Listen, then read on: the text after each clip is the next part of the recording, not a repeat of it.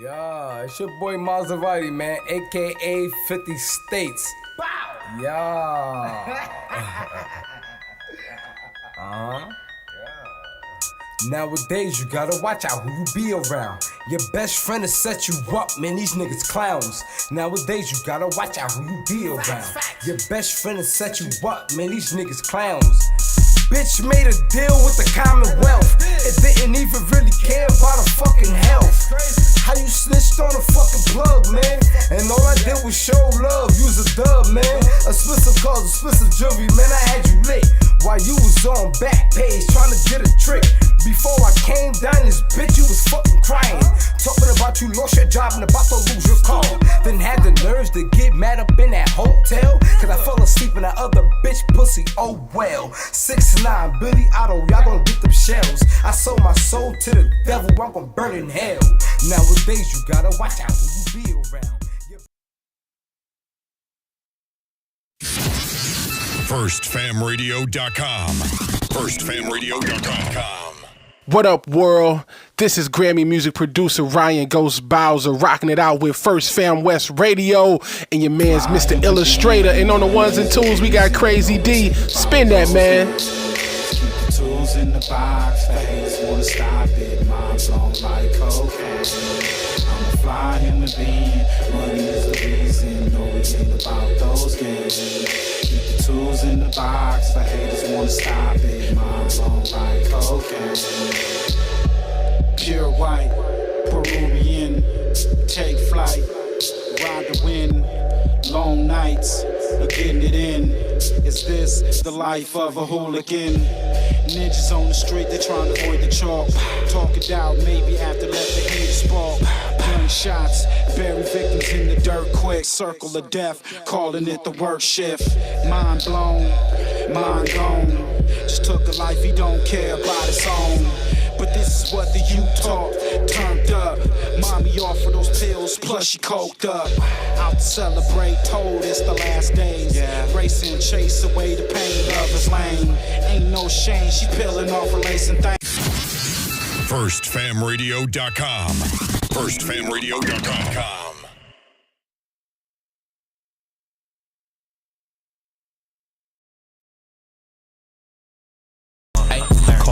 That's my mafia twin from Jordan Downs. Raise a finger, that's on Gorillas, bitches going down. You politicking on instant, I'm out loading rounds. Smoked his brother, smoking his brother, now we in the cloud. Played our freestyle in the courtroom, Brody lost his trial. Doing dope all around the kid, so she lost her child. See, this mafia way of living, it's just our lifestyle. It ain't no waiting, I'm impatient, let's get busy right now, okay? Diamonds dancing, it's off a lick, I like to rob people. Keep it on me, unfortunately, I done shot people. Not legal, nigga, I'm a spinner, we are not equal, non-lethal. John Cena the poor, I could not see. Long live to leave it, hood boy was quick to squeeze a trigger. If your son ever hungry, doggy, I'll kill for that nigga. I'll die for the street that I post on with my killers. That is not my baby. Lately I've been focused on Skrilla. I can't tell you what, just know the code word is DJing. That's a highlight play, buddy, we gon' replay it. Well known gorillas from my city, they know we famous. You ain't talking no money, get in line and keep waiting. Keep hating, I promise it's coming, little Larry, be patient. I had to cut this bitch off, she got feelings attached. I'll burn this motherfucker down to the ground, to the building collapse. Don't listen to your music, that shit weak and I'm blowing this cap. 5.56 fly out ARP, ain't no holding these back. You speaking on my dead, it's okay, you for surely getting smacked. Don't need a microphone, but you know it's for solely a rap. Big eye busters, the enemies is for soaking wet. Don't believe none of your story, that shit make believe. 223s, you ain't ducking nothing, this could shoot through trees. Cold word, mental cycle, I came to make a pussy bleed. It ain't a bitch on this earth I'm gon' ever need. I told how they ever run up on me, shit, I ain't having it. You sir not a killer, we heard you did that shit on accident. I told these niggas I'm from Gorilla Gang Mafia. Yo, BM keep watching me, tell her put down them binoculars. I beef with the whole city, give a fuck about being popular. Not affiliated with none of my people, so we robbing. I get busy with two, and they start calling me the problem solver. I'm a real life sparker, don't worry twin, that's on my guard. Hey, why you dissing me on the net? We from the same city. Always leave a house with it on me, yes it came with. You ain't trying to catch a body, you should not come playing games. I'm a rock star with a drum, so you know I got it on stage. Outside thugging on this block, cause I have no home. Kill a nigga playing with my bro if he right or wrong. Stand dead in his face and that's his fuck nigga, what's happening? Like a donkey in this club, it's okay, we get to dragging niggas out. If it get tricky, shit I'm passing, it's time to pass on the house. If you can lie dead in my face, I can smack Dead no mind you off this pistol, I don't believe you gon' shoot it. I ain't breaking nothing down. If you want it, dog, we into it. Been a couple times they had me, fortunately they blew it. Tryna keep my mind. Man, I love the game. I love the hustle, man.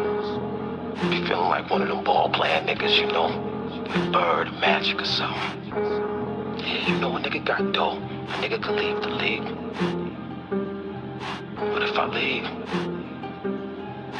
the fans still gon' love me, man. I get all this love, feel like a money mess. These niggas that be hating on some other shit. When I go, I want a documentary. The realest niggas going down in history. I get all this love, feel like a money mess. I get all this love, feel like a money mess. When I go, I want a documentary. The realest niggas going down in history. I get all this love, feel like a money mess. These niggas that be hating on some sucker shit. When I go, I want a documentary. So if you ain't talking official shit, don't mention me. I'm never gonna change, switching lanes while sipping lean. Going hard, free my dogs out the penitentiary. My brother said I can't let these fuck niggas get to me.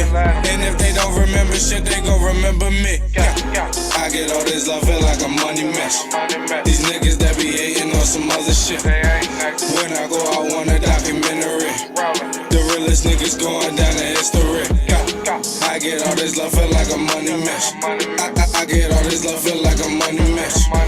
When I go, I want a documentary. The realest niggas going down in history. If you want it raw, then I'm the one you ask for. Me and Jerry getting bricks off the backboard.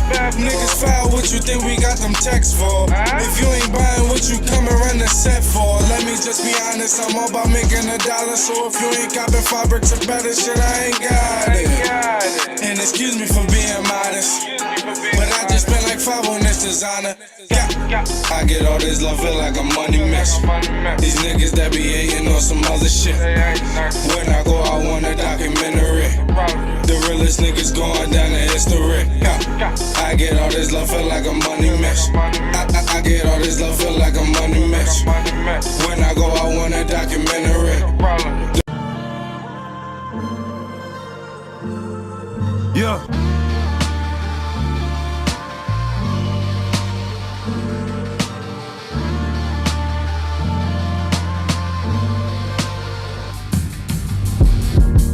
I just stay on and stay out the way.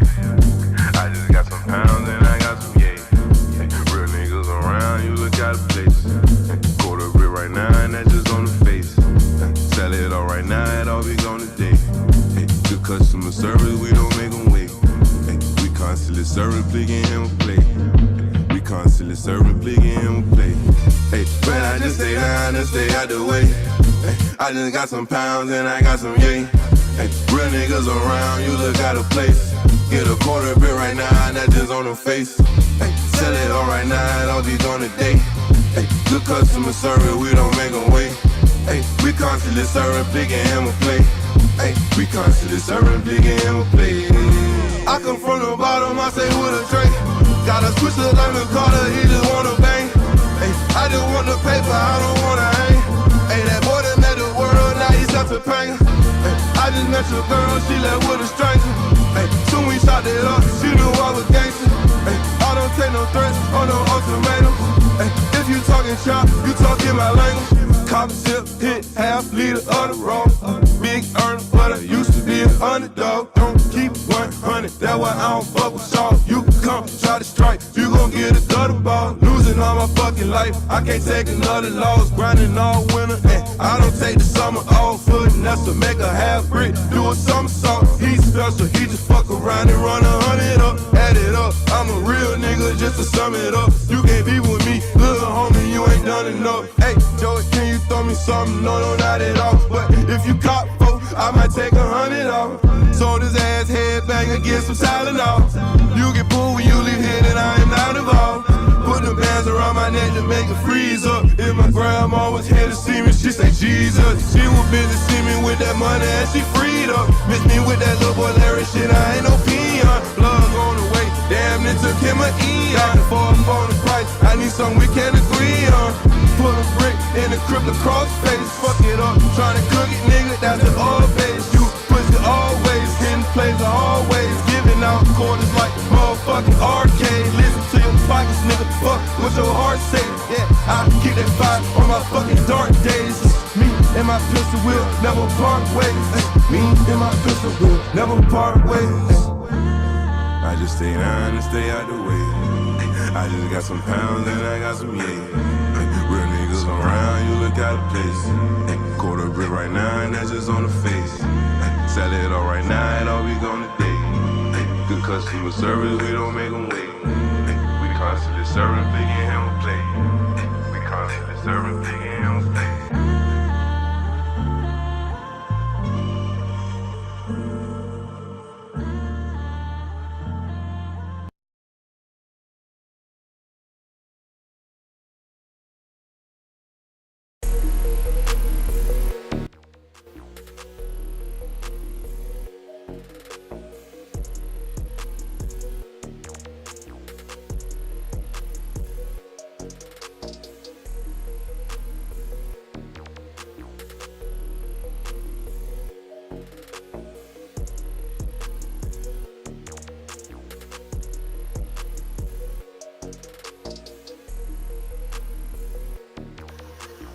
What up, what up, what up?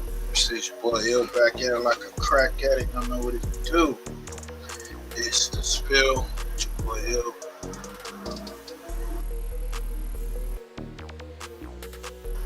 And we just try to go through a few things from the week before. Chop it up, recap. So it ain't gonna be no long show. Make sure y'all like, comment, subscribe, share. So we got Antonio Massey, aka 007 Chucky, has a message on IG today. This is the guy who, one of the guys who broke out of the New Orleans, Louisiana penitentiary. They've been on the run for about a month now, and you can see right there. He all geared up and he out there winning. So I'm told that his birthday was yesterday, I guess, on Father's Day or whatnot. Happy Father's Day, the way Father's Day to all the fathers out there. But his birthday, and it is social media, so we're gonna talk about it.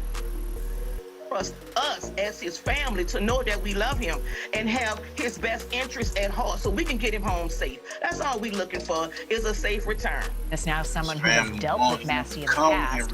Matthew Dennis, co-founder of Assured Supervision Accountability Program and president of the Association of Supervised Ankle Monitoring Providers.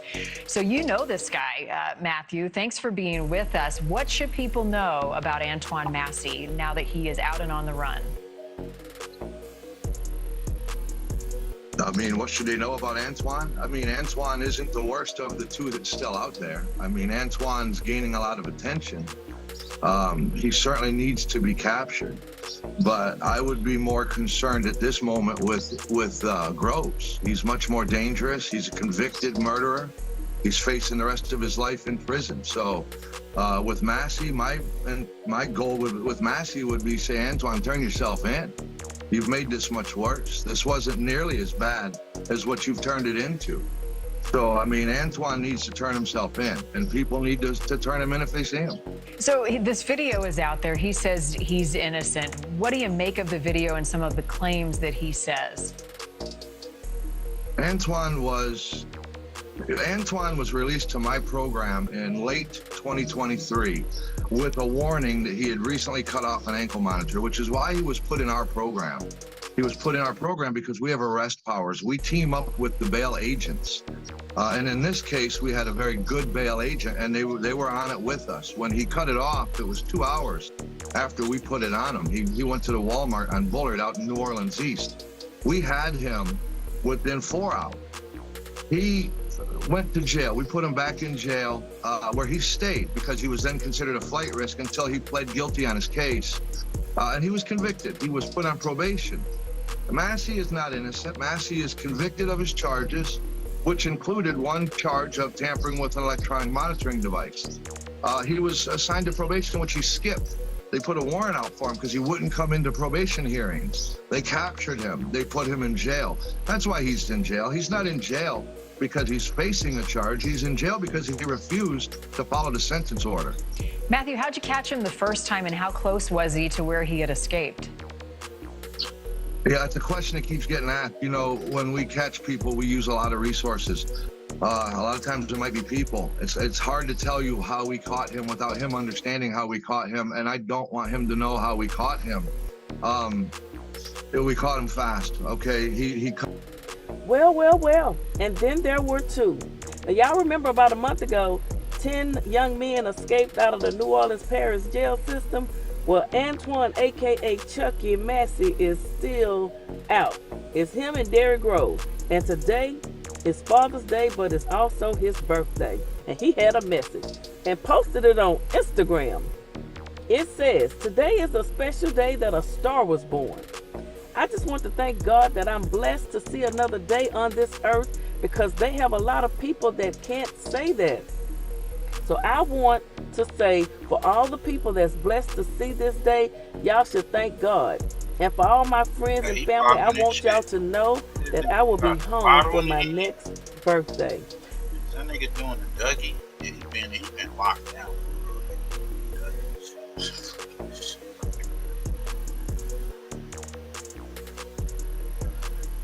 This nigga, he said turn him in.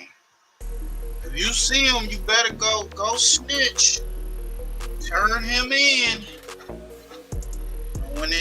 When they all broke out, they was like, you see him, don't do nothing, just don't say nothing. Just let the detectives, police handle it. Now they say, you see him, turn him in. Fuck you. This nigga popping big bottles. Caught him, and I don't want him to know how we caught him. We caught him fast, okay? Well, and then there were two. Now, y'all remember about a month ago, 10 young men escaped out of the New Orleans Parish jail system? Well, Antoine, aka Chucky Massey, is still out. It's him and DERRICK Groves, and today is Father's Day, but it's also his birthday. And he had a message and posted it on Instagram. It says, "Today is a special day that a star was born. I just want to thank God that I'm blessed to see another day on this earth, because they have a lot of people that can't say that. So I want to say, for all the people that's blessed to see this day, y'all should thank God. And for all my friends and family, I want y'all to know that I will be home for my next birthday." Baby, he was clean. He had the hat on to match. He jamming. He got a big bottle. I'm sure that's old, unless he's lost some weight, because he's thicker than that now from what we've seen since he walked out of jail, okay? But he partying. Happy birthday, young black king. It's your birthday. It's Father's Day. Listen, Diamond say you didn't do it. You didn't steal the car, so that's two things we know you're not guilty of. Now, tearing off the monitor, you may have to finish that out. I don't know, but do what you do. Come home when you're ready. Who am I to tell somebody to turn themselves in to get locked down in Angola?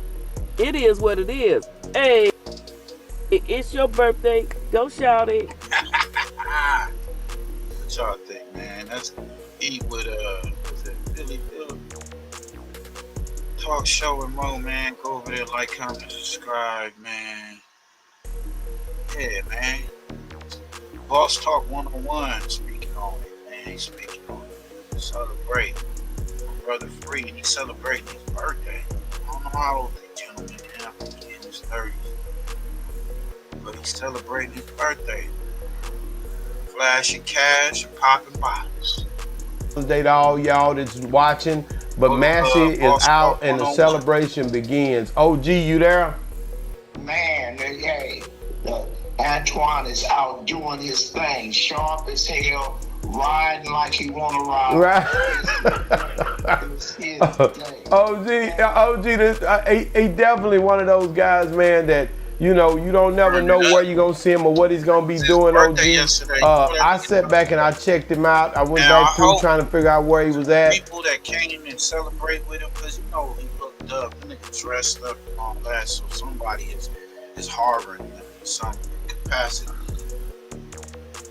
spoke with somebody. Cause nowadays these niggas talk, snitch. You don't know who the fuck is around you that could be working with them boys. So while you was partying, popping bottles, and chilling on your birthday, I hope you was aware of the folks that was around you, and you was somewhere not where you was partying at. Long gone. You should be like they trying to deport the illegals. You should be one of them niggas running down there, South America or wherever, because you know. But I don't know. It's looking like he trying to have his little fun, relax, or however, you know, it's locked down. You know, you walking around shit around a bunch of niggas that don't want to be in that situation, and you broke free. And like the dude said, the other guy is more serious. He been quiet. He been quiet as a church mouse. Smart. This guy been popping out, antagonizing the police and all that.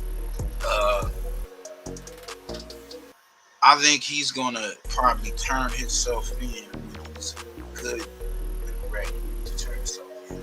Because his charges is not that serious. You know, probably nickel or something. You know what I'm saying? I don't know. The other guy though, life. He got some bodies. That nigga should be somewhere on the other side of the globe right now. I did spot him. I spotted him. Here he is right here messing with his clothes or something. Let me see.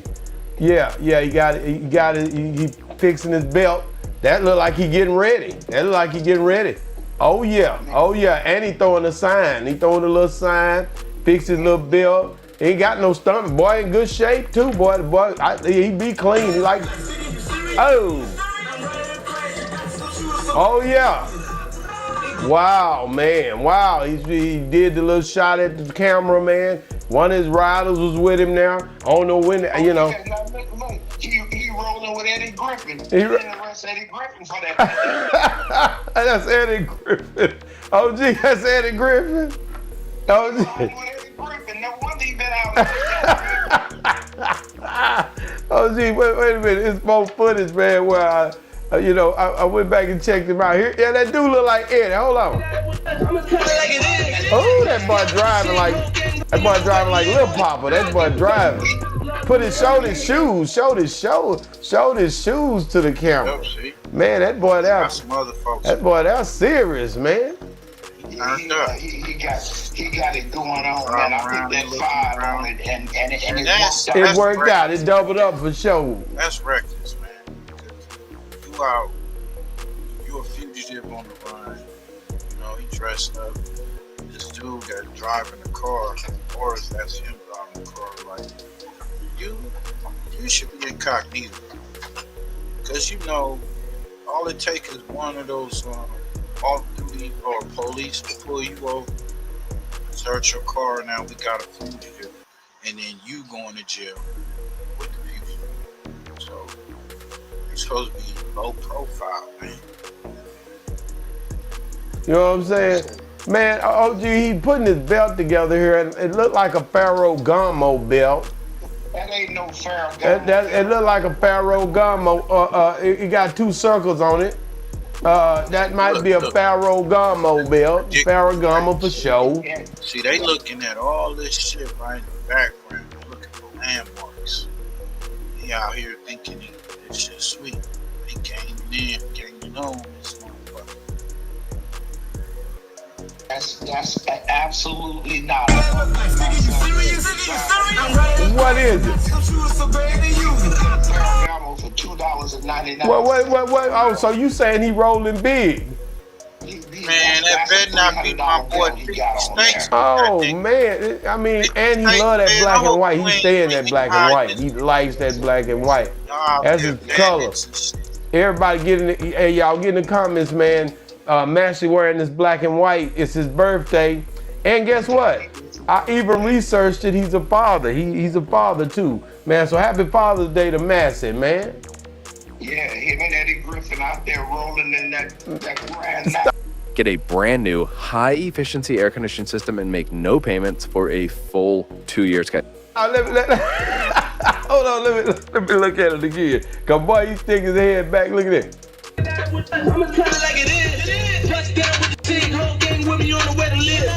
Man, he's sticking that feet up, man. God, dog, boy, he stuck that foot up in there for me. OG, I ain't gonna lie, I like to die.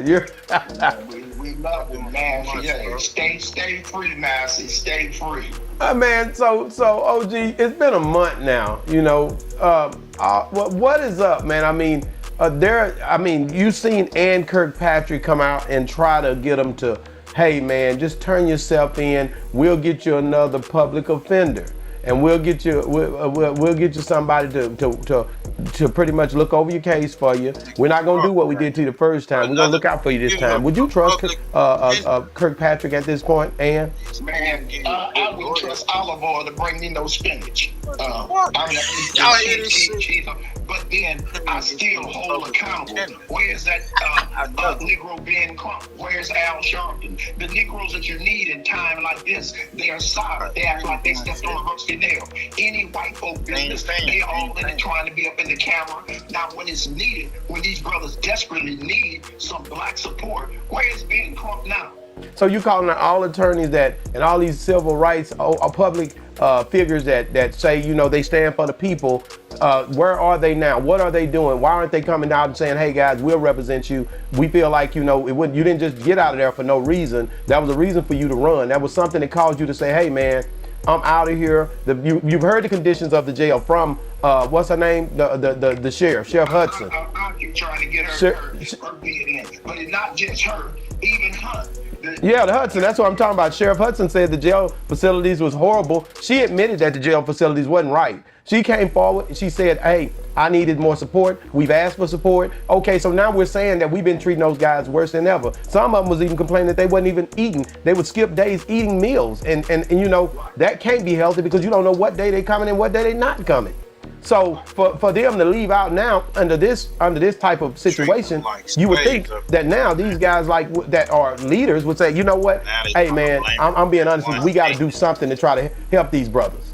Right, and you know, like you got the little girl out of Texas, Jasmine Crockett. She hooping and hollering about Trump all the time. Why don't she bring her ass over to New Orleans and help New Orleans out? Where's Ben Crump? He done got 33 1/3% on 90. He ain't never fought a case. He's never been in trial at all.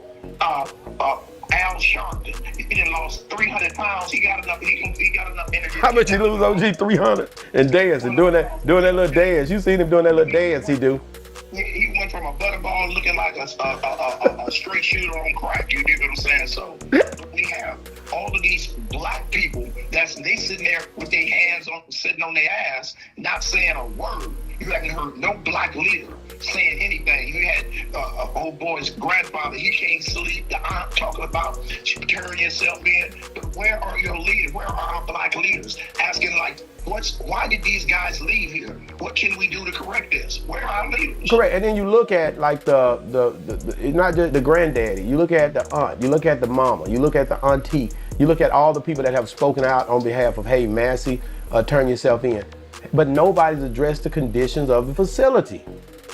Nobody said, hey, man, the facility was bad, man. They need to correct that. They've had our people. We love them. No matter if they've done something wrong or not.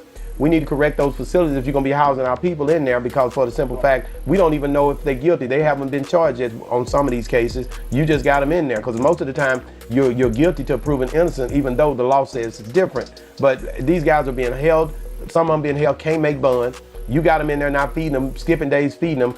Yeah, they're going to leave out of there. Let's be real this morning, guys. Of course they're going to leave. They're not going to want to stay in there and be treated bad if they find a way out. It was so damn bad that the facility that was facilitating it, the maintenance men, everybody started getting involved. Hell, let them out. If you see a dog that's in a bad condition, the animal shelter comes out and they'll take people to jail for not taking care of an animal. Why would you not take care of these people that were locked up in your facility? Am I right, OG? You're absolutely right. Even though I hate to admit you're right. I get so many complaints when it comes to that prison, penitentiary, and it ain't just that one. So this shit ain't gonna stop happening. I don't feel that I feel that this guy right here, Massey, he either gonna turn himself in. The other one, he ain't turn himself in. That's why he quiet. Quiet as a church. I don't think they're gonna catch him. No, because it's real when you think about it. When you really get down to it and really think about what they done, they came out after these guys had broken out because they was trying to pretty much save themselves, but they exposed themselves at the same time. Ms. Hudson started telling about what was wrong with the facility, and then they start looking at it. Now they going back arresting all these people that work there. First of all, let's start looking at what really why did these people leave? We know the jail conditions wasn't good. We know the people were looking at these people feeling sorry for them in there. When you really spin the block and look at what really happened, y'all was doing them people wrong, and now y'all done got exposed down there. Ann Kirkpatrick done stepped in. She trying to blame somebody, but it's somebody even over her that need to be looking at this and trying to figure out why were y'all going a day and a half not feeding these people in there, and now you've admitted to it. So therefore, I just feel like I don't think you guys should get off scot-free for that. Y'all need to either take care of these people or let somebody else in another county deal with them if y'all can't feed them. But this is horrible.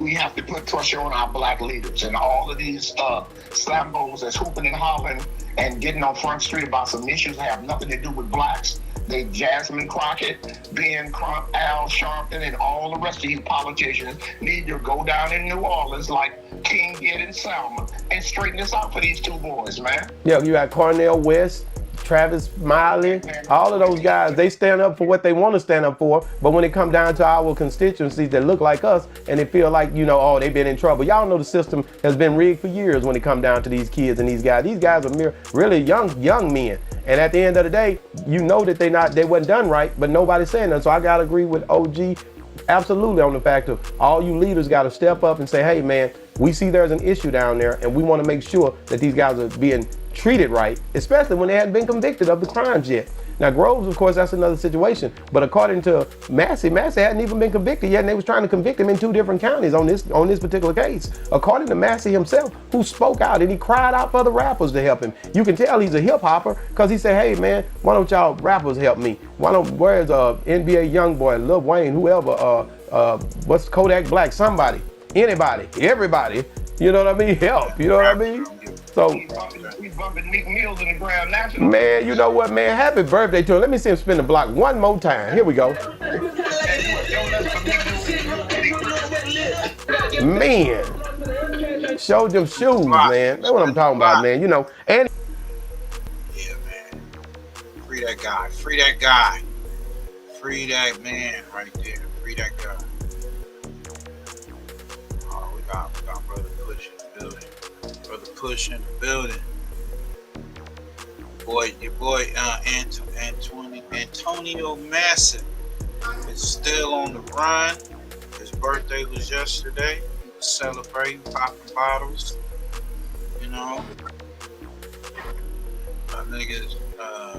I think he gonna turn himself in when he feels like it, when he ready, good and ready.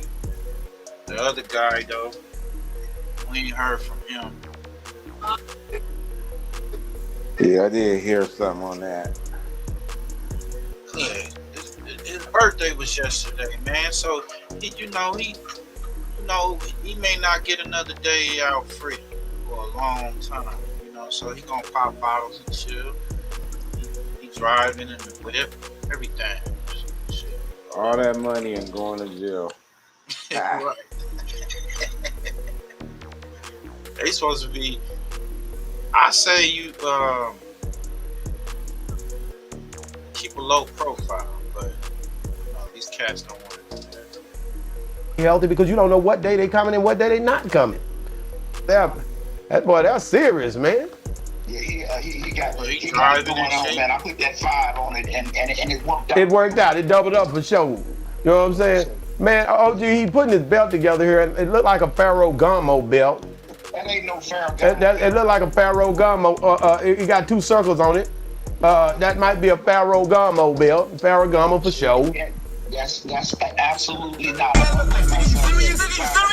What is it? No, I was like, is that 50 State Massey? What? Is that Massey with him? Man, Massey, tell me you out there harboring fugitives and shit. So you saying he rolling big? That's a $300 belt he got on there. Oh man, I mean, and he love that black and white. He stay in that black and white. He likes that black and white. That's his color. Everybody get in the, hey, y'all get in the comments, man. Massey wearing this black and white. It's his birthday. And guess what? I even researched it. He's a father. He's a father too, man. So happy Father's Day to Massey, man.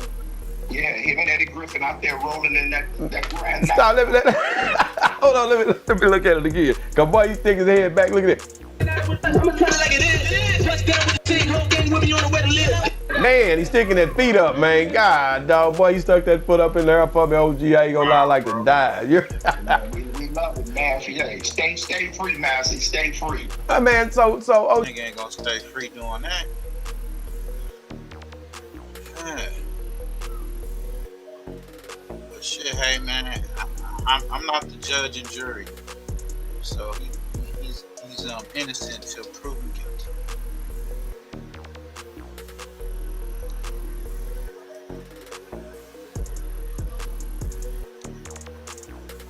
We got a few things, but we really gonna get into this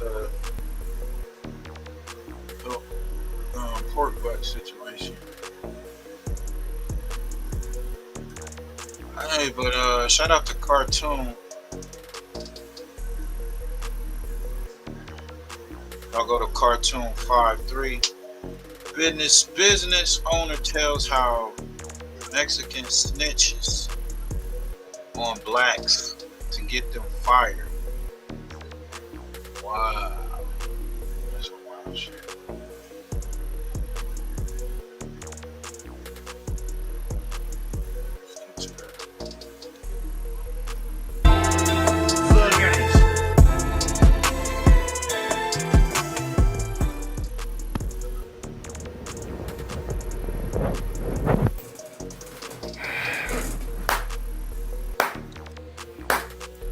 What's up, Foundation? What's up, YouTube? Man, it's me, your big partner, Cartoon 53. Man, I'm back again. We clocking back in off this loyalty thing, this unity and loyalty thing. But this right here is not about the prison. It's not about the prison, man. This is about how we as black people treat each other on the streets. You know what I'm saying? And it's not even really as much as that. I'm gonna show you. Let me know if you can relate. Cooking for one person is so annoying. I'm obsessed with how Easy Factor makes why unity and loyalty is a must, man. In jail and on the streets in the free world, you know what I'm saying? In your community. I'm leading that off to lead into how I'm gonna show you the predatory tactics of the Mexicans at a workplace versus the predatory tactics of different other races. Now, it's not even really different other races, it's really just them. If you notice, they're not gonna hire black people too much, man. They're gonna hire their own. They're going to deal with their own. And in the workplace, if they can get rid of you, they're going to get rid of you, man. They're going to get rid of you. If you look at some of the warehouse, because I've worked in a lot of warehouses, look at some of the warehouse jobs that some of you young people going to. And just watch what's going on. First off, the majority of workers are going to be Mexicans or Hispanics. And they gonna always be up under the boss. 9 times out of 10, they up under that boss because they telling on the brothers. They want them out the way so they can go get Jose, Enrique, Pablo, Fernando. They want to go get all them and bring them into work. And that's how they go, man. And from our side of the fence, that's messed up. But from their side of the fence, it's called unity and loyalty. They are about their own, man.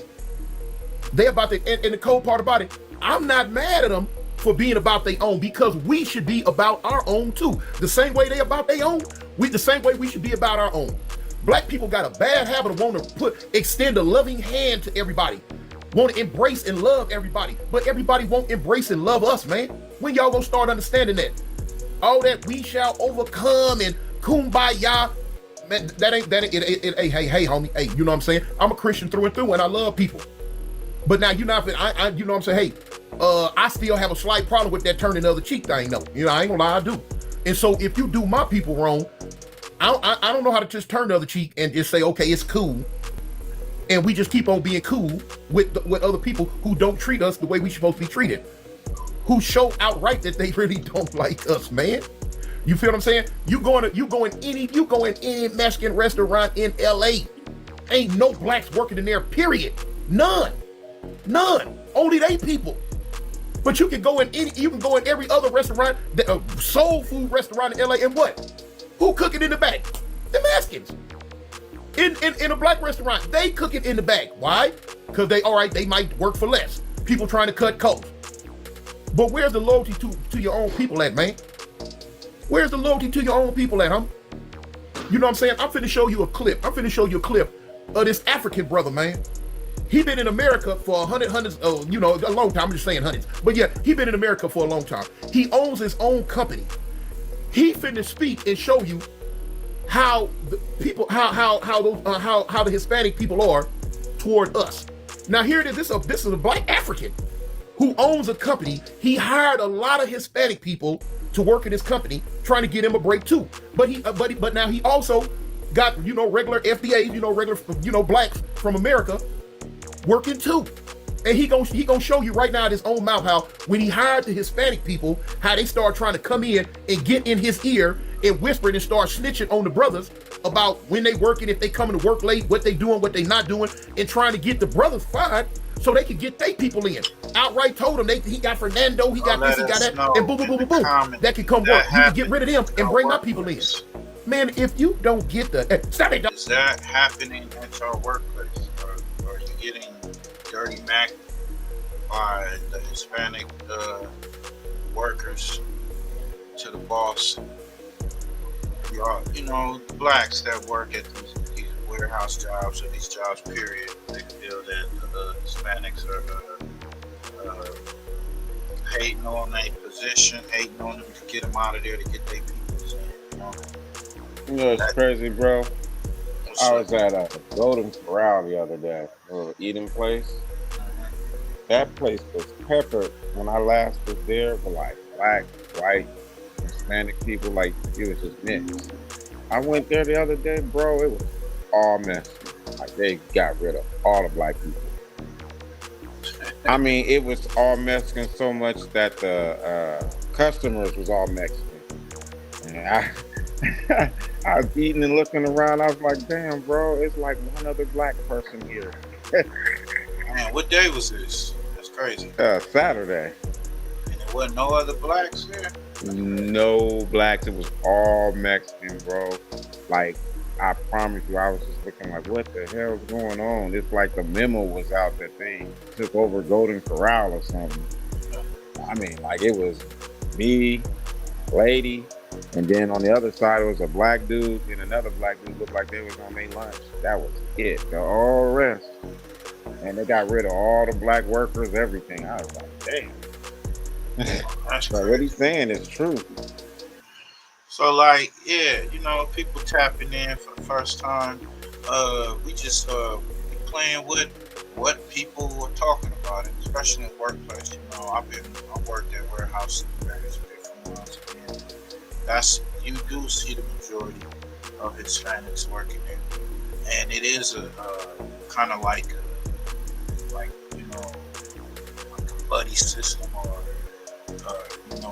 what do you call loyalty? Like they're only gonna hire their own people, and he asked that question like in the neighborhoods, are you able to go to a Hispanic market and get a job? No problem. I don't care what it is. I thought about it when I was putting together the show. Like, I mean, it don't matter. They say, if you're Chinese and you got Chinese restaurants, anything can be cooked by anybody. So why are you not hiring other ethnicities? Why are you not hiring? That's for the restaurants too, for the Hispanic restaurants, not just the restaurants, but the regular businesses. The brother on here was talking about, like, you coming from another country and you setting up a business, which is good. That brings more economy, builds up the economy, right? But if you don't only hire your own people, how is that American? How is that, giving back to the country that you live in? So just asking that question. Yo, the F out of here, man. Matter of fact, bump all that. I'm gonna just let y'all watch it before I even continue my rant and raving, man.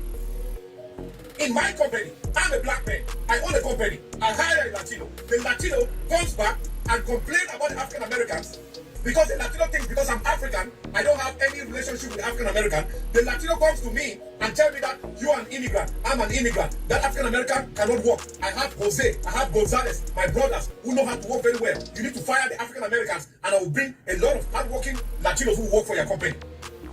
This is my company as a black man. My company. I was a contractor at Quantico Marine Base in Virginia. A contractor for General Electric. And the Latino workers that are hired, they are snitching on the African American workers that are hired for me to fire the African Americans so they can bring Latinos to take their place. Damn. You heard that, Push? That's crazy, bro. Yeah, man. Now, y'all heard that BS man. Y'all heard that did y'all hear that BS man? Hey, making cassava is super easy. I like to do the blender mode, but I'll show you the shakers as well. These clowns, they got the nerve to go to a African snitching on us to get us fired so they can bring their people in.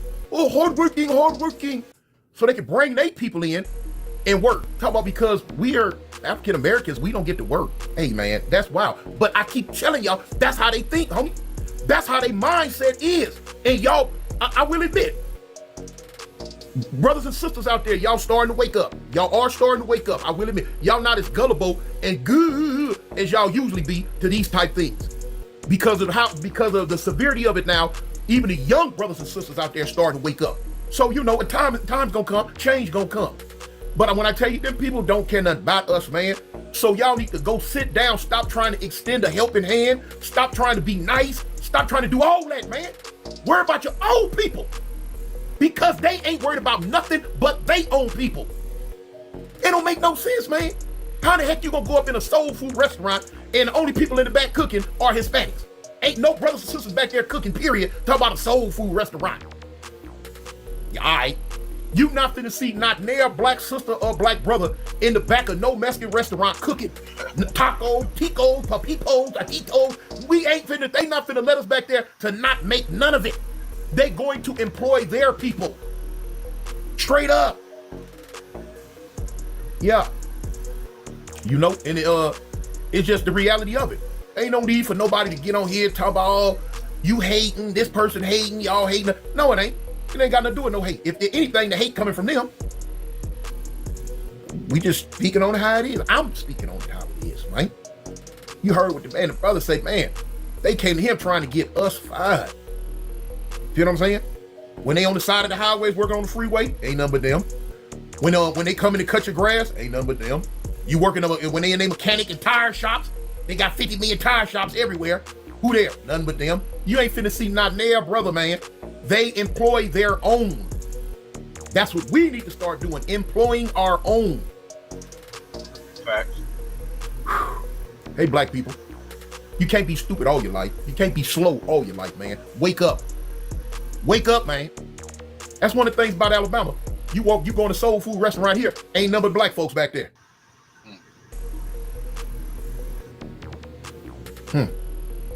People hiring their own. We can't depend on other races, man, to look out for us. We can't depend on other races to want to open extending arms to us. We got to get our own, like FUBU, for us, by us, man. We're going to have to open our own doors to our own kind. We're going to have to embrace our own, man. That's why one of the reasons why they gangbanging in LA eventually is going to come to a halt. It ain't finna come to a halt just because we want to kumbaya with each other and all this and that. No, it's going to come to a halt because of adversity. The same adversity that the brothers be up against with all them other people in prison, to the point to where you got blue and red don't matter no more. It's about the blackness. That's the same thing that's gonna happen on the streets, man. And it's coming. It's coming. They're gonna put that blue and red to the side on the streets and come together as one, as black people, man. Because like on that east side of LA, man, we are endangered species, homie. There ain't very many of us left. Not compared to them other groups. But you heard what the brother said, man. And it's like that everywhere. Come on, Black. Yo, shout out to Cartoon53. Y'all go check out his channel under that name, Cartoon53. He raised some good points, you know. He in Alabama, so this is what he's seeing, what he's been through. And yeah, this shit does go down. It goes down in the workplace. And we do need to come together as black people and start hiring our own people and try to work together. If the ones that want to come together, because shit, black people are not monolithic. We don't all think the same.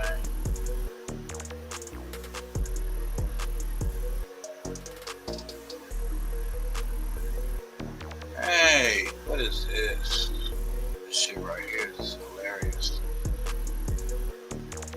Shout out to the most scandalous Los Angeles. Christopher Love Boy's boxing career is 100% fake. Let's get to it. Back to scandalous Los Angeles TV, where we expose the exposers. Well, well, well. It looks like CS2 Back decided to show up on the No Jumper podcast today, just to clown his own protege, the Crip Cop, right alongside Adam 22. Now Porky is out here doing what he always does. Lying and making excuses about Big Slip and Slide getting slid. I told y'all a long time ago. It was only a matter of time before Porky turned on his little creation.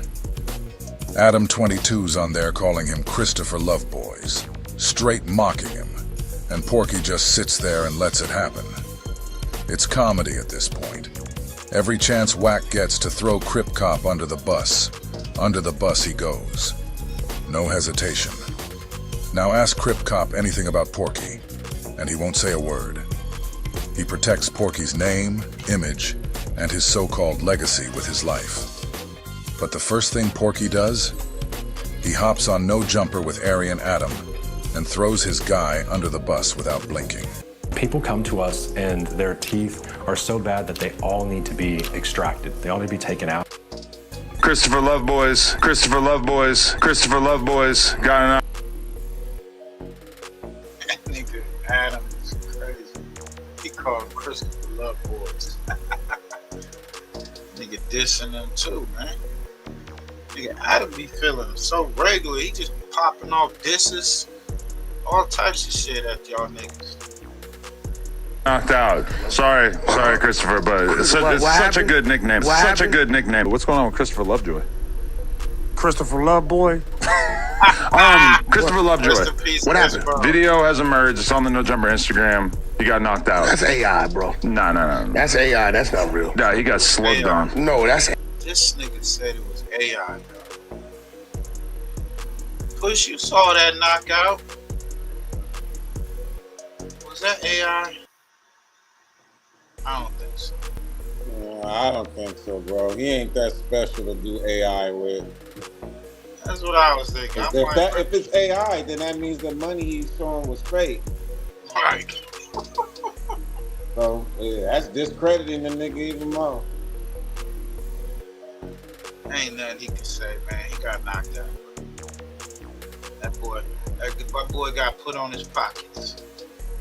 But why would you AI yourself get knocked out, though? Right. Let's just tell you how much WACC be lying. That boy be lying.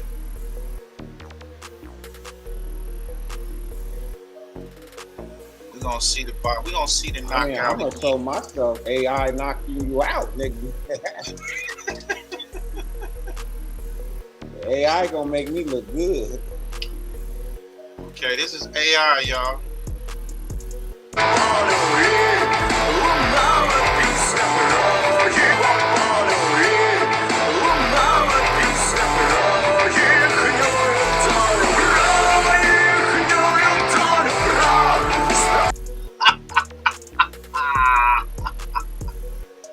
That's AI.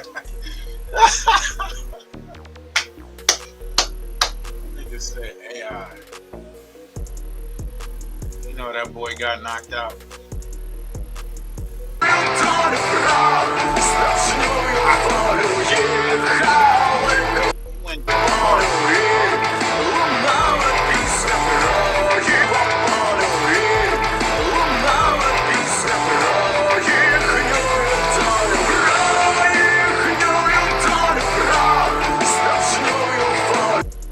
Hey, he rocked that fool head, man. You see how he rocked his head?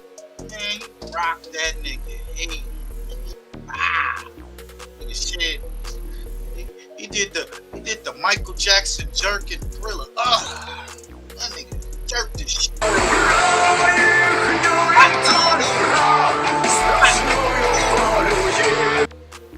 Get the fuck out. That's AI, boy. That nigga said AI. No, that's not AI. Hi, bro. Love's boys should be embarrassed.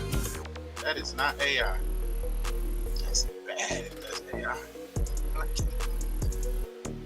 He's got his mentor, boss, and handler, CS2 back, sitting up there on no jumper with Adam 22, saying that the knockout video we all saw happen in Germany was AI.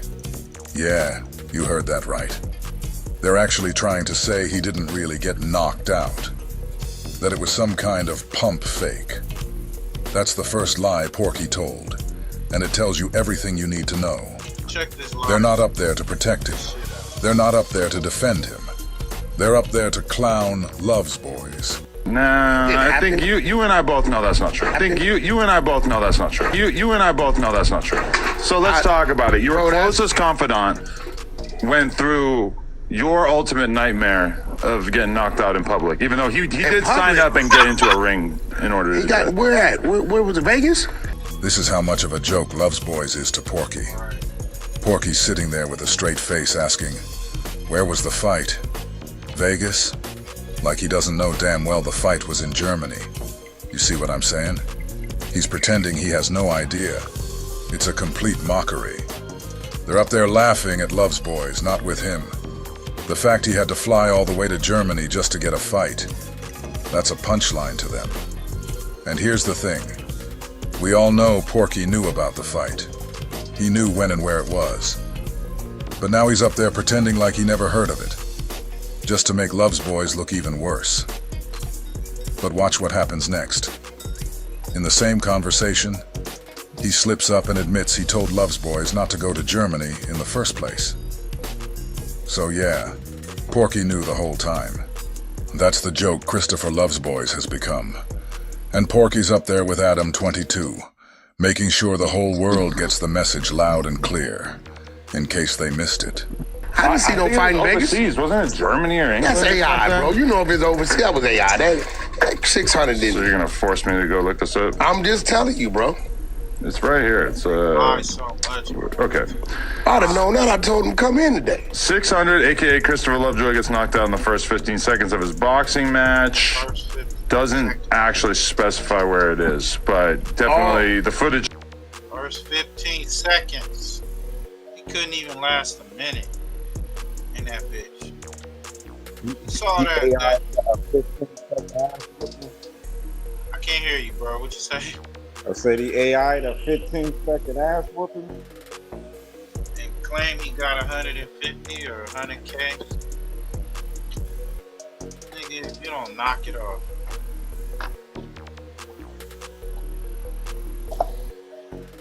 These niggas don't like to be wrong, and when they wrong, and it doesn't matter what, how much evidence in their face, they still want to act like they're right. Makes them look. This nigga said AI, and he said, where's the fight? He knew where the fight was. And the nigga talking about, he told him not to go out there. Then he claimed that he got an upset stomach, some type of issue going on with him. Made him drop his head or something in that position. Jizz out there. So did he like you guys? This week, we're hosting a free trading and investing workshop right here in Irvine. Listen to this chicken shit excuse CS2 back is about to come up with. Just a second ago, Hey, shout out to he said the fight was AI generated, and it didn't really happen. Now Adam reads a little clip to him, not even showing the full video, just reads a snippet. And what does CS2 back do? He creates another lie out of thin air, scrambling to come up with a new excuse. Did he drop his head and fall over? Did he drop his head and fall over? Did he drop his head and fall over? Yeah, that's basically what happened. Yeah, so what happens is he's been lies. So when he about to say that, he about to say a lie. Hey, I hate people like this. I can't stand a nigga that just lie. Like, you annoying ass, pathetic motherfucker. You just lie so much. Everything come out your mouth is a fucking lie. Even if you spew out a little bit of truth, your bitch ass, you know that conversation is filled with lies. all over? Yeah, that's basically what happened. Yeah, so what happens is he's been having this stomach flu. And he's been having this his skin starts to itch, like, so if you don't give him the right amount of Benadryl, he goes through this reaction. So if he kind of like did this and like failed, that's probably what happened. Probably his medical. Shut your lying ass up. Bro, what kind of shit? What the fuck? This nigga. This nigga said he didn't have his Benadryl. He didn't have a Capri Sun.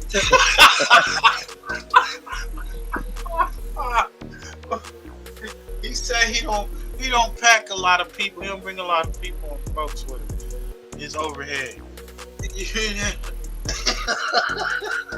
Capri Sun, bitch. This nigga is a lying ass nigga, bro.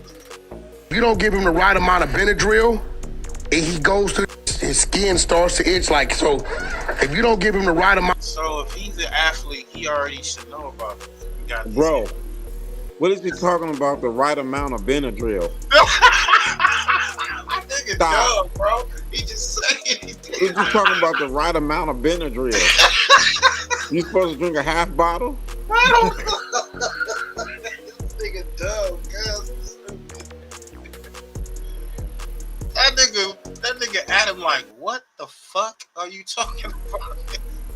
Amount of Benadryl, he goes through this reaction. So if he kind of like did this and like failed, that's probably what happened. Probably his medical. And Man, you can't make this up. These guys are up there straight clowning Love's boys. They're not defending him. They're not clearing up the narrative. They're sitting on no jumper, exposing him and laughing about it in real time. Told him not to go. Told him not to go. Told him not to go. You know, whenever he eats shellfish, Now he told him not to. this type of thing happened. You know, whenever he eats shellfish, this type of thing happened. This dude know his medical health like his wife. Look, he ain't had his Benadryl and he ate shellfish. His underwear, he didn't have the fiber optic underwear, you know, so he was hot below. I mean, like, this nigga got all the info. He got all the information on why he yeah.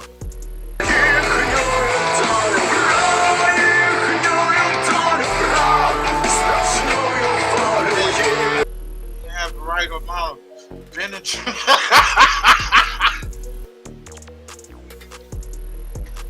Oh man, this is crazy. He didn't have the right. Oh my God! Come on, bro. He said he was eating some shellfish before he jumped in that ring, right? Man, he ran his head right into the punch. Look at this nigga. Drop his head. Boom. A steak right there. Why would you drop your? He gonna say the dude had a tummy ache. That's what happened. Right at that moment, the tummy ache hit him. And he dropped down.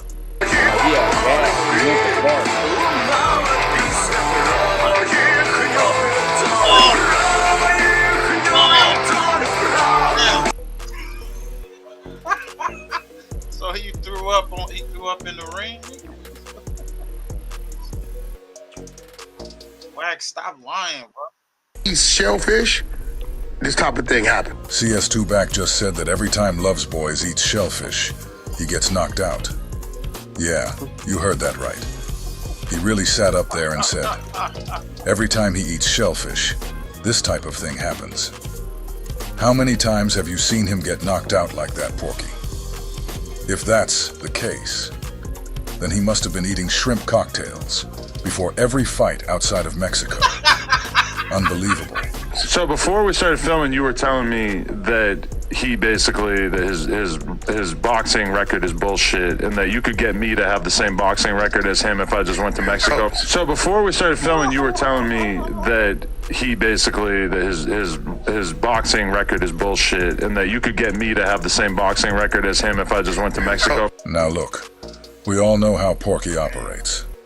He might not be the one who said it, but you better believe he wanted Adam 22 to say exactly what he just said. That moment right there, that was Porky's way of letting the whole world know what he's really been thinking. That his #1 minion, his top exposer, his #1 ass kisser, Lieutenant Officer Loveboys, his entire boxing career has been a sham, fake and manufactured, bought and paid for. He told Aryan Adam 22 that he could have the exact same career as Love's Boys if Porky just flew him down to Mexico. He basically just said that anybody can do what Love's Boys did, because it was all staged. So why did Love's Boys even have this fake career to begin with? What was the point? And more importantly, why is CS2 back exposing him right now? And the coldest part is that Love Boys is going to hear all this and still walk around acting clueless, just like the clueless Christopher we know him to be. This is insane. But now it's official. Love's Boys' whole boxing career is fake, and CS2 back just let the whole world know, in case anybody missed the memo. For a few weeks, and... Well, I will say this, the majority of his fights, as he talked about... I looked it up, 23-2. Which is normally a very good record. The majority of his fights happen in Mexico. So tell me, Stephanie, why Popular Fights? Prior to working with Popular Games, we never, ever got responses from influencers that we reached out to. Porky just said the majority of Love's Boys' fights came from Mexico. Nah, let's get that straight. Every single win on his record came from Mexico. Every single one. And Porky knows that. Porky already told Adam 22 off camera that Love's Boys' entire career is fake, and that he could take Adam down to Mexico and give him the exact same record. Now he's trying to walk it back, trying to dumb it down on air like we didn't catch that. Too late. The damage is done. The lie is exposed. Porky knows it's fake, and for whatever reason, he wanted to throw his top exposer under the bus. Again. Why though? Somebody ask him. Why did you tell Adam 22 that before the cameras started rolling? Why betray the one guy who's protected your name at all costs? Makes you wonder, what did Love's Boys do to deserve that kind of setup? Is this payback for the $2,000 heist? Or is it that Love's Boys' 28th second performance in Germany made the exposers look dumb again? Or could it be that maybe, just maybe, Porky is finally done pretending? Right. Right? So, shit, it ain't like they was like not taking away from Mexicans, because we got some hard fight Mexicans. Well, he's really giving Mexicans jobs out there.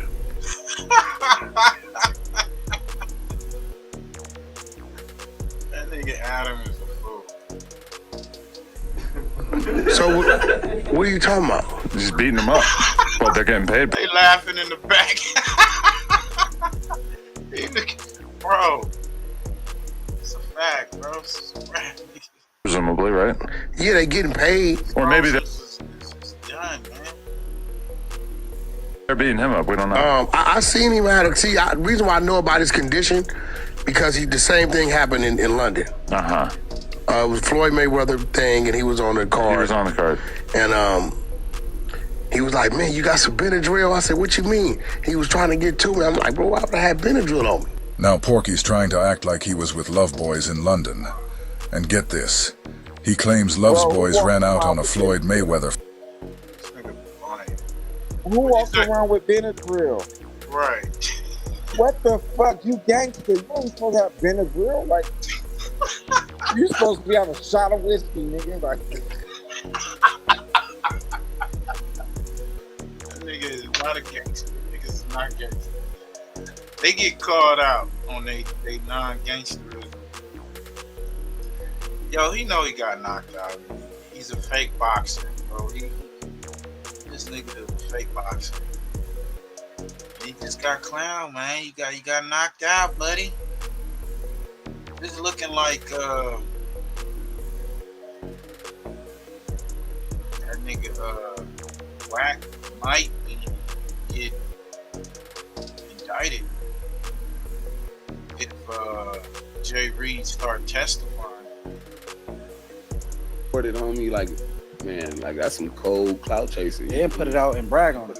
I know y'all Right, thinking you about sure? the footage that's going around. What happened at No Jumper? Y'all have to understand this, right? I don't run fake plays.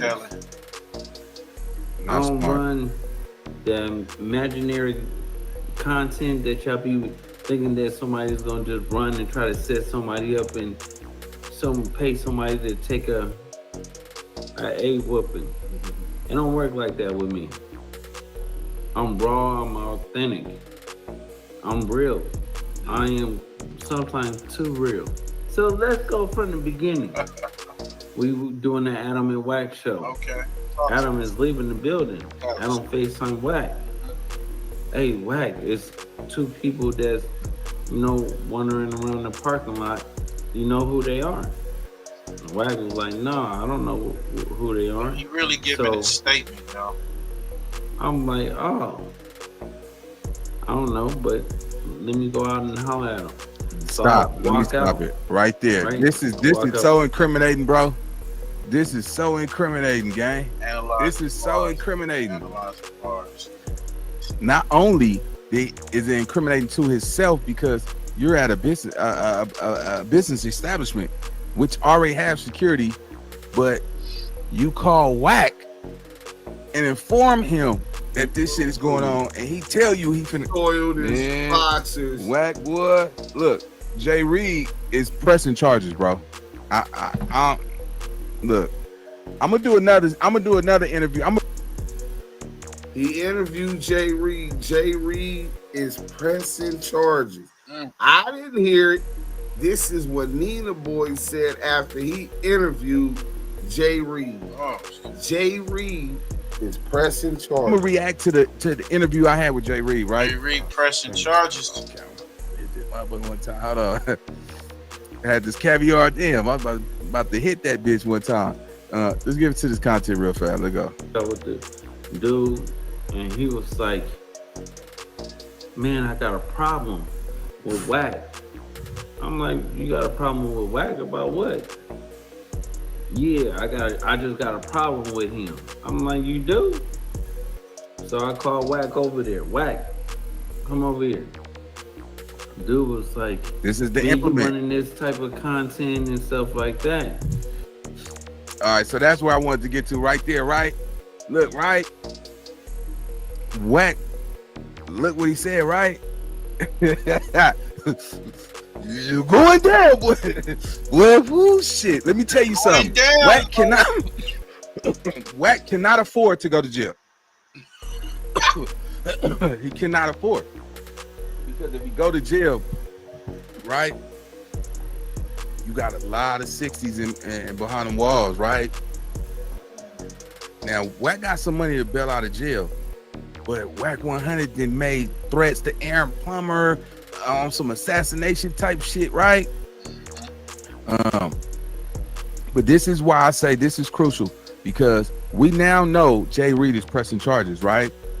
JREED didn't have to tell us verbatim that, yeah, but this content that's already out here. Alex Alonso called. He said that WACC 100 may be getting arrested behind this shit too, because it stems from you saying that you knew nothing about it. But look what this man just said about you. He called you and told you somebody running around outside. Then he go outside to assess the situation. Then he bring you to the situation and you watched it happen. And he was talking about, he said he had a problem with you. You can't exclude yourself when the alleged person said that he had a problem with WACC and that he's defending you. You know what I'm saying? He didn't have no problem, but this is the cold part, right? JREED already said he knew who Loose Cannon was, right? So you speaking in third person like as if you don't know who this man is. See, that's why I say, man, look, man, when you get your ass in some trouble, bro, be a man about your shit, right? Nah, catch it down, nigga. Be a man, nigga. Take it on the chin. You know what I'm saying? It's some niggas out here that throw their rock and hide their hand. There's some niggas out here that kick you in your face, knock your teeth out, and be like, hey, you didn't do nothing back to me. So, hey, don't tell, motherfucker, you should have did something. That nigga got on up here talking about nigga, and he dropped tears. So I could only imagine when JREED go to court and testify on these niggas, nigga, he get on there talking about, I'm really a good person, man. I don't know why. I came in love, man. I came in love. Kicked me in my head and whooped me so bad. I'm still traumatized. I know he gonna sell that shit, man, because he's gonna think about it. That man said he's not in the streets, he don't gang bang. My thinking is he's gonna try to either get civil, you know what I'm saying? He gonna try to get some money out of this shit, victim of crime. You see what I'm saying? You see, nigga was dog walking them nigga getting what? Well, listen. What you think, Push, man? Whoever them strangers was in the video, I couldn't see. I was Ray Charles. I just heard scuffling. You know what I'm saying? But these niggas, man, is. What's your thoughts? What you think, man? Y'all think WACC 100 is gonna go down as well for this situation that happened with JREED and Marciana? Y'all think that he's gonna go down with them niggas as well? Push, what's your thoughts, man? What's your thoughts? He ain't going to jail. You don't think so? Cause Loose Cannon snitching. Oh, we got Big Nutter in the building. Big Nutter, what's up? Yo, hold on, bro. Okay. You think he in the clear? And he said that as long as he didn't put his hands on the guy. He said really that what it comes down to it. Lou said that WACC tapped his feet. Yo. I can hear you. We can hear you. Yeah, you can't validate footsteps. What happened? Yeah, you can't validate footsteps. Well, just saying it ain't sticky, bro. It ain't no proof. It's just. I mean, they can't. Either you put your hands on the guy or you didn't. Really, that's what it's gonna come down to. But he did take. Loose trying to drag WACC in this shit now. Yeah. But you gotta put your hands on him. I mean, like, there's some other people that got their ass whooped I didn't know by that shit was going to happen though. What happened? You say How nothing? the fuck, hey, how the fuck WACC I didn't know that shit was going to happen though? I don't know. I don't think he knew that was gonna happen. But I don't know. When I hear that phone call, How he not know that was going to happen? yeah, when I heard that phone call where they all was on the phone and they were kind of like kind of setting it up. That's like, you know, they give you like, yeah, he knew about it. It's premeditated. Yeah. I don't think WACC felt it was gonna get that crazy because they stripped this nigga down to his, you know, butt naked. You know what I'm saying? They beat him so bad, he don't even look the same.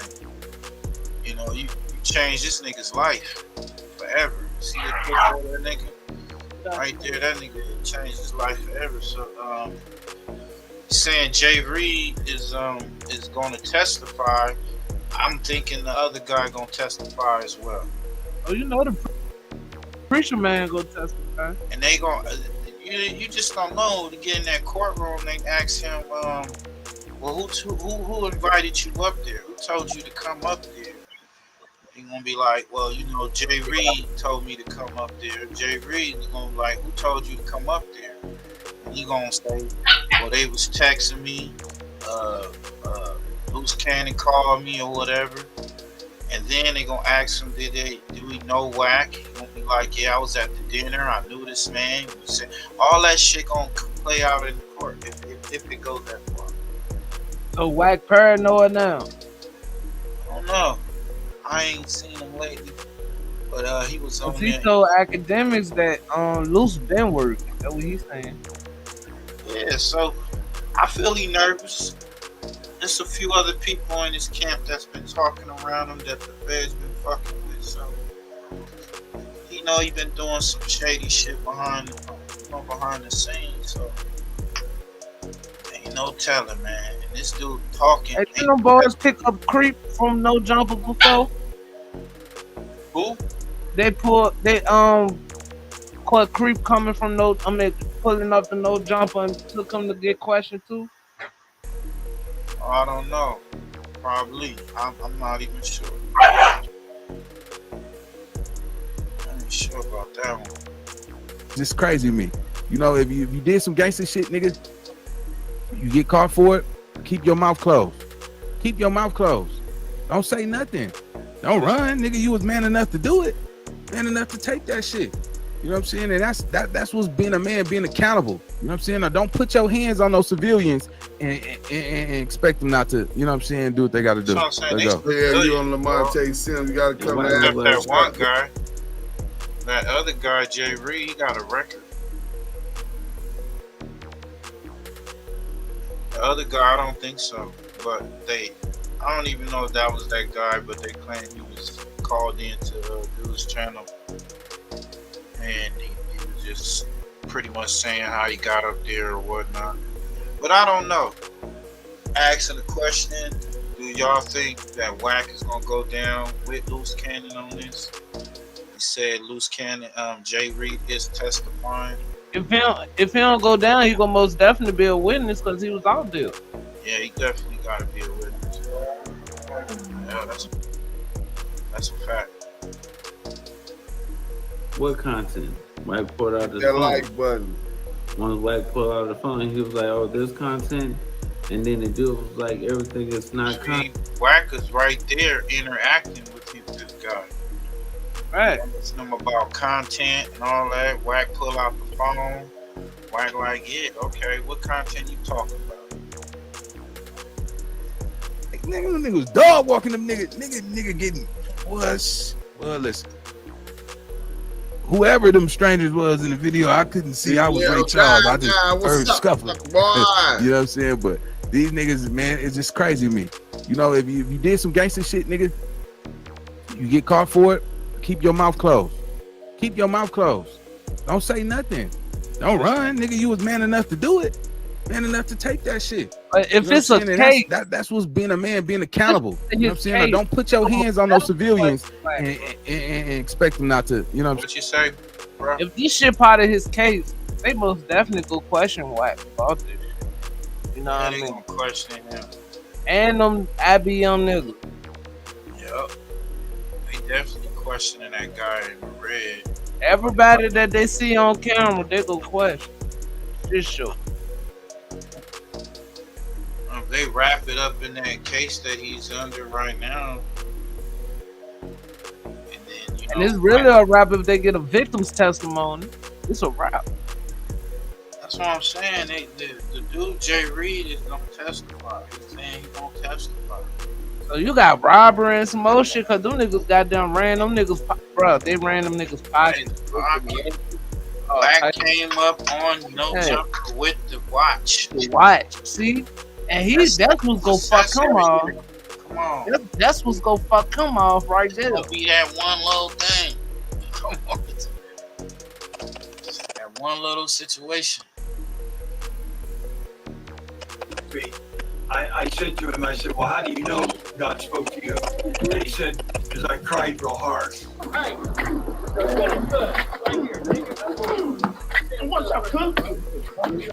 There's something about the broken spirit and the contrite heart that God looks at. He will not turn his face away from that, because that is a genuine work. Now the Holy Spirit starts to work inside of us, that we got to yield. All right, so you know, I'm not the one that's go. You know, let me just be honest with you, right? I think that's cool that this dude he want to change his life. You know what I'm saying? But let me tell y'all something too, right? Don't wait too late. Don't wait too late. Don't wait till you get to your 40s, your 30s to want to change your life, because you can be successful with doing it. But that bumpy road you got to go through trying to change your life, man, it's gonna deter you, man. It's gonna send you right back to the streets though, because you're accustomed to that lifestyle. You know what I'm saying? Shout out to that man that want to change his life, and may God help his soul. I believe we all, you know, when we, let me tell you something. They beat his ass. It's a sunny day. That nigga went and got baptized. Like, that's gonna wash away his sins.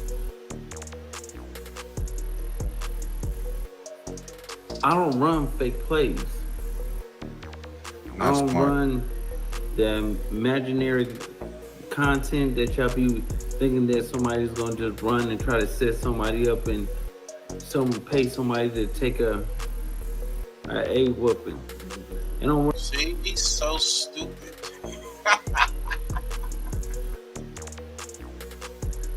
He's so bent on trying to act like he real, try to prove that he's the realest, that he's incriminated himself. He criminated everybody around him, and they was responsible for releasing that tape. work like that with me. I'm raw, I'm authentic, I'm real. I am sometimes too real. So let's go from the beginning. We were doing the Adam and WACC show. Adam is leaving the building. Adam FaceTime WACC. Hey, WACC, it's two people that's, wandering around the parking lot. You know who they are? And WACC was like, no, I don't know who they are. So I'm like, oh, I don't know, but let me go out and holler at them. So stop. Let me stop it right there. Right? This is so incriminating, bro. This is so incriminating, gang. This is so incriminating. Not only is it incriminating to himself because you're at a business establishment which already have security, but you call WACC and inform him that this shit is going on, and he tell you he finna oil his boxes. WACC. So y'all know. Y'all let me know what y'all think, man. What's y'all thoughts, brothers? And that ain't good. It's most somebody that ain't gonna get the good end of this shit, but yeah, that's WACC got a choice. You either witness or, I mean, yeah. They gonna most definitely question you about that shit now that shit a part of his shit. Well, they might have already questioned, bro. They already talked to him. I think they already talked to that nigga already. Yeah. They already talked to him. And he been throwing it on loose the whole time and no jumper, so he gonna do that shit with people. Yeah, he definitely been throwing it on. But my boy Push said he don't think that WACC gonna go down for that. So I think now I ain't saying he's gonna go down. I'm just saying he could be a witness though for sure. He definitely gonna be talking. I don't know, fam. That him with that watch. See that right there? That's the problem. Him showing up. Listen, him showing up to No Jumper, meaning he showed up to the workplace the next morning with the stolen goods, presented it on camera. The night before that, he went on Clubhouse and said that he mocked and clowned them guys and said, come up to No Jumper, fucking with him. Well, he was bragging about the whole situation. He said called it the double strip. Like, this is the type of shit that they be using, and they record everything. Yeah. So I be feeling like if you're gonna do that, anybody else would have got arrested. They would have got pulled in, questioned, and if they really want to go further, these victims want to press charges, or they want somebody to go down. They gonna do what they gotta do, and they gonna start asking questions. So somebody definitely gonna go down for this. We got Suge Knight's son. They asking questions, man. This is on Discreet TV. My father slept with Reggie White, Junior's wife, and WACC 100 is an informant. Ooh, wait. Off the bat. Yo, shout out to Discretion TV, man. And you can confer because you knew the stories. You knew about when this shit happened. Tupac channel host Valentino. This is SB the Ghost. LOX keep shining and grinding. And you can confer because you knew the stories. You knew about when this shit happened to Puffy and how. Yeah, man. Cap was my godmom. So like, yeah, it was a real family at Death Row compared to what Bad Boy, what they went through. It seemed like it was a lot of insecurities and abuse. Now, let's talk. There's a few characters, man. I mean, we don't know, but it just seems like your dad got some like frenemies. You know what I'm saying? There's like 3 names that pop up: David Kenner, Reggie White, and WACC 100. What's up with these 3 people, man? Let's still start with David Kenner. Well, I'm gonna just be quick with it. Like, David Kenner was a lawyer. You know, that's a good friend of me, whatever you want to say. Reggie Wright, a childhood friend that grew up with my dad, you know, in the same neighborhood.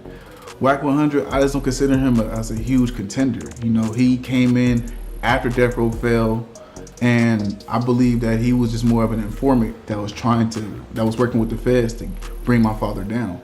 And there was nothing on my father to bring down, other than like. You hear that? And that nigga was an informant.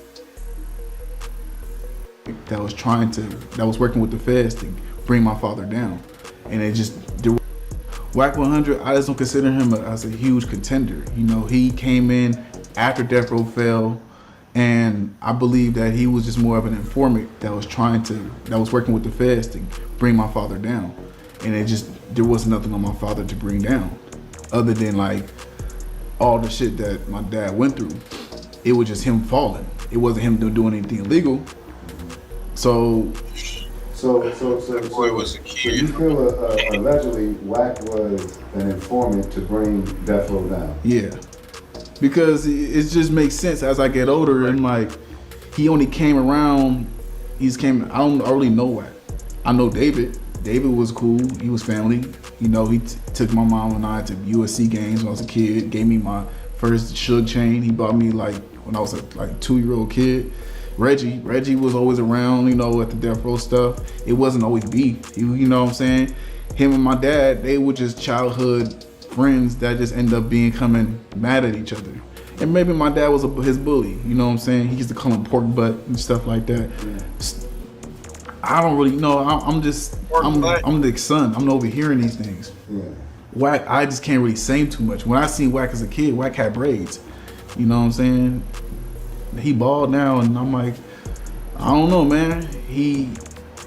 All these dudes that got something bad to say about my dad is either they was a friend or something like that, and something didn't go their way, and now they use that. Either my dad probably punked them or something to the point where they got to get revenge on them. And usually, my dad probably messed with their wife or something like that. That's like Reggie. Like that's a known thing. My dad messed with his wife, and then that messed up a friendship. Same thing with Suge and Drake. You know what I'm saying? So your dad messed with Reggie White's wife? Yeah. Ex-wife or current wife? I think ex-wife. Okay. I'm not too sure. I don't know. I just know it wasn't a secret. I'm like, Pops, you gotta stop doing that. Now, as I got older, I'm a man now. I'm like, hey man, like You wrong, Suge. Like, you wildin', bro. Like, you smacking everything that move, bro. Like, the fish stop moving when you go to people's houses, bro. Like, gotta chill.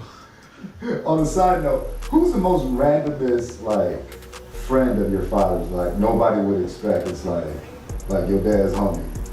Like, you just see pop up and it's like, damn, that's some random shit. Man, Kent, that's a really hard question because I wasn't too sure who was his friend for a long time. Yeah. You know, in this industry. But I could say maybe. Since we started using Atera as our all-in-one IT solution, things started to get. I don't know. As I got older, I realized a lot of people was cool. Like probably MC Hammer was cool. Treach from Naughty by Nature, he was cool. It's definitely Tretch. You said Treach. Tretch. Yes, Tretch. My bad. Tretch. My bad. I ain't trying to mess up their names.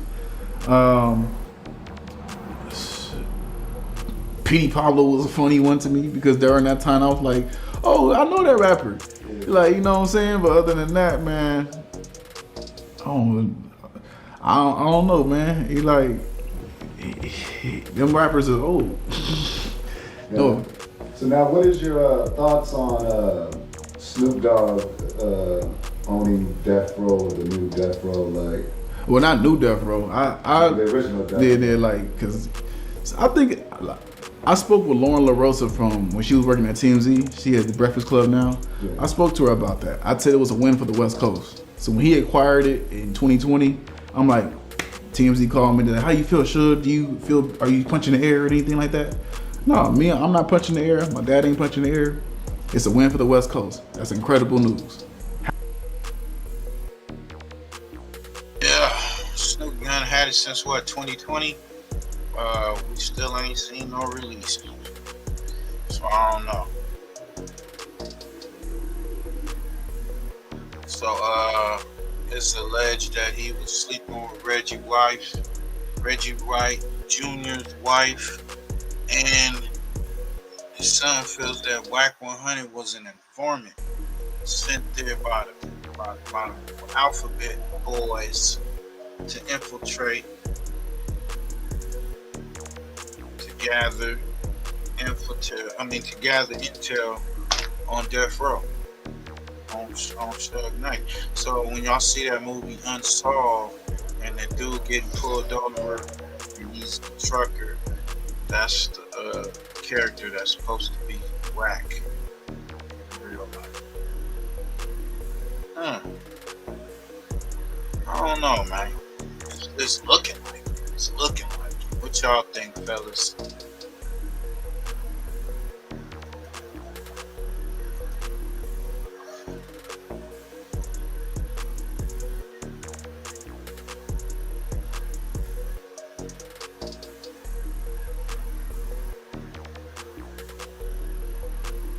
Talk about respectfully.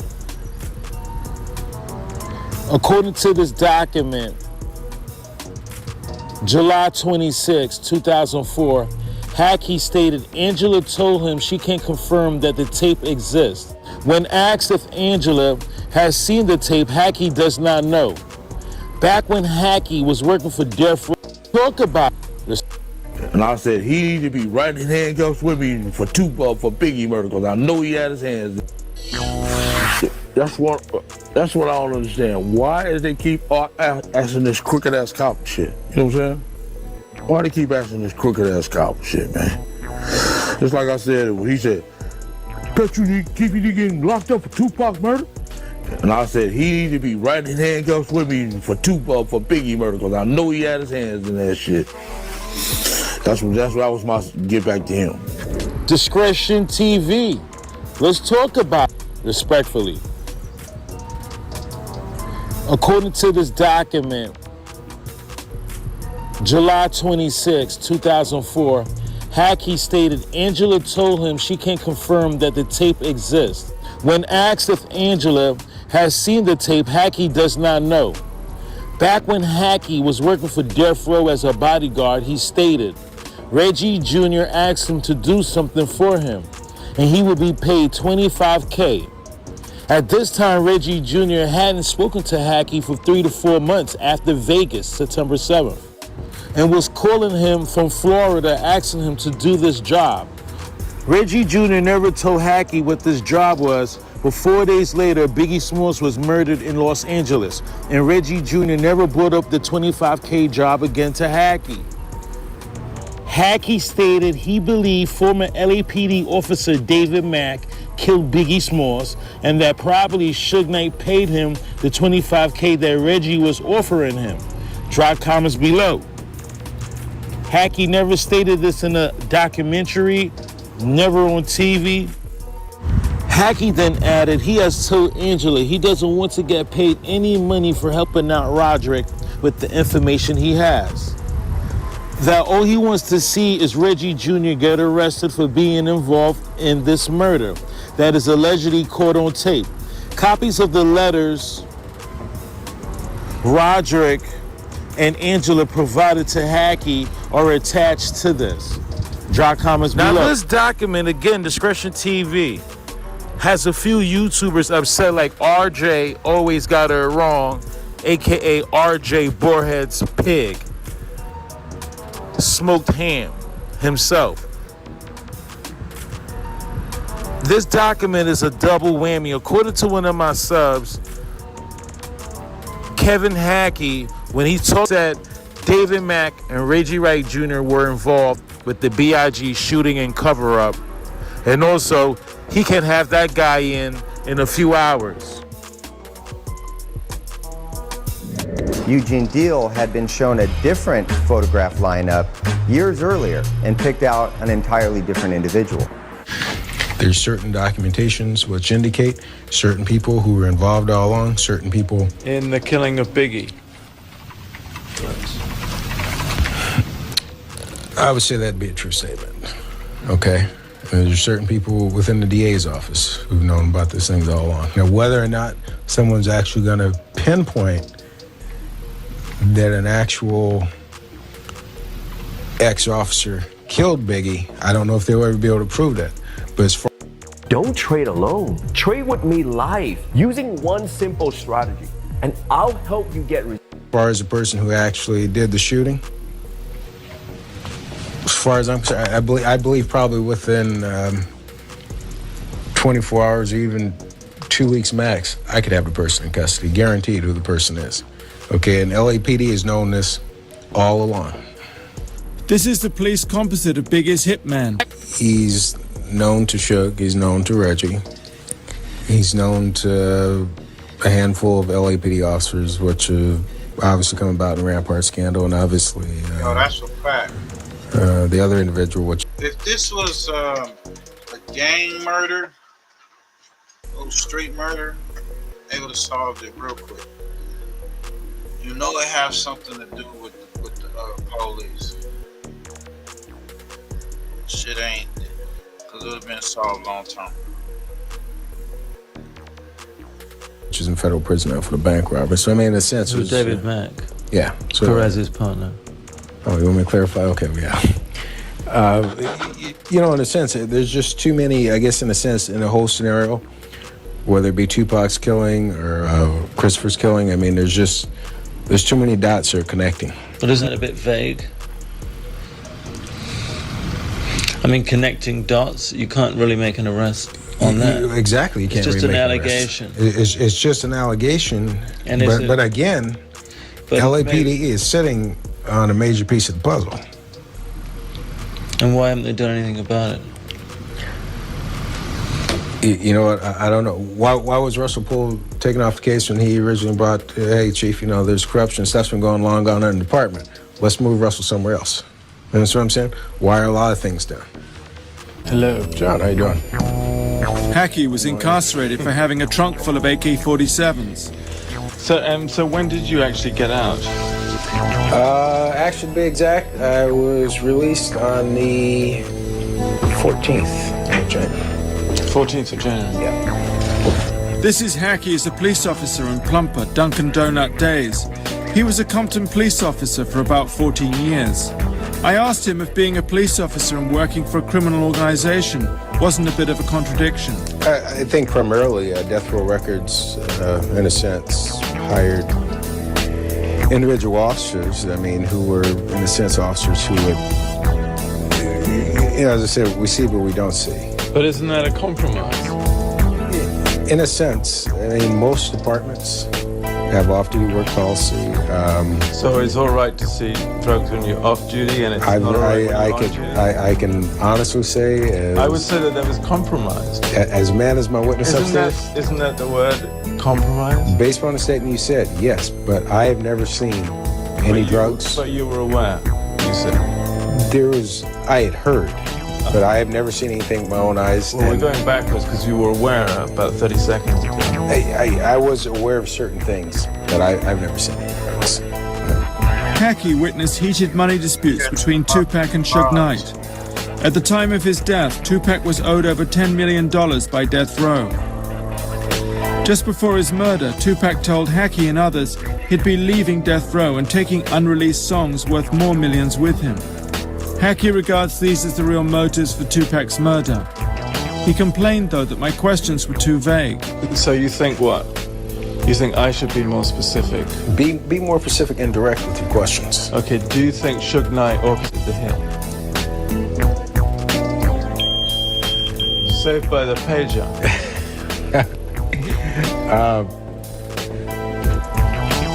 Based upon what I've been told within the industry and based upon what I knew for a fact that was going on, see, Tupac was leaving the record company, okay, because Tupac didn't need Suge Knight. He had several other offers. I would have to say, in the sense that he had something to do with the orchestration of the shooting of Tupac. So tell me, do you think that the two murders, the two killings, were connected? Biggie Smalls and Tupac? My personal opinion, Ken. Yes, I believe they're both connected. And do you think the same person was responsible for orchestrating the two? Yes. And that person's in Death Row Records?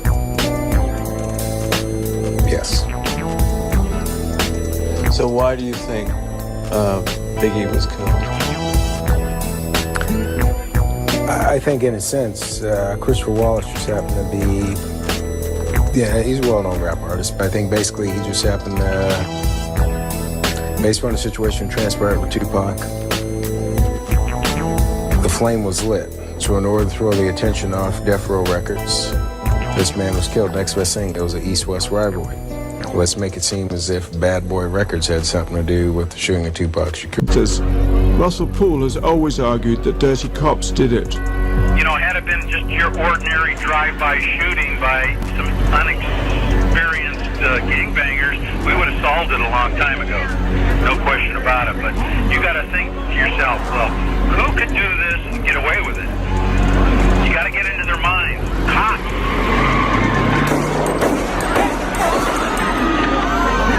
Yeah, we need an ambulance on Fairfax and Wilshire. Please, Los Angeles. We have a man shot. We have a man shot. Okay, hold on. I get that. Right on the corner of Wilshire and Fairfax.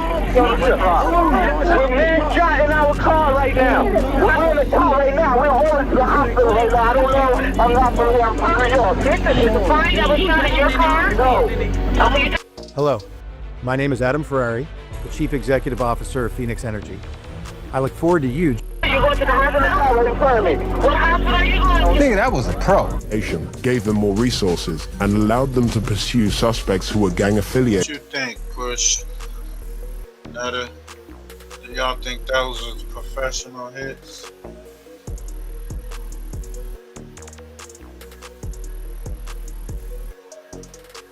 Using federal RICO laws to compel them to talk.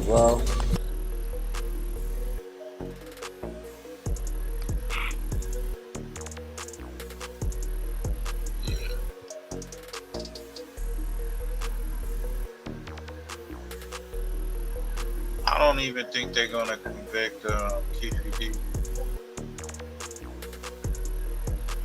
They don't they don't got a gun or nothing like that.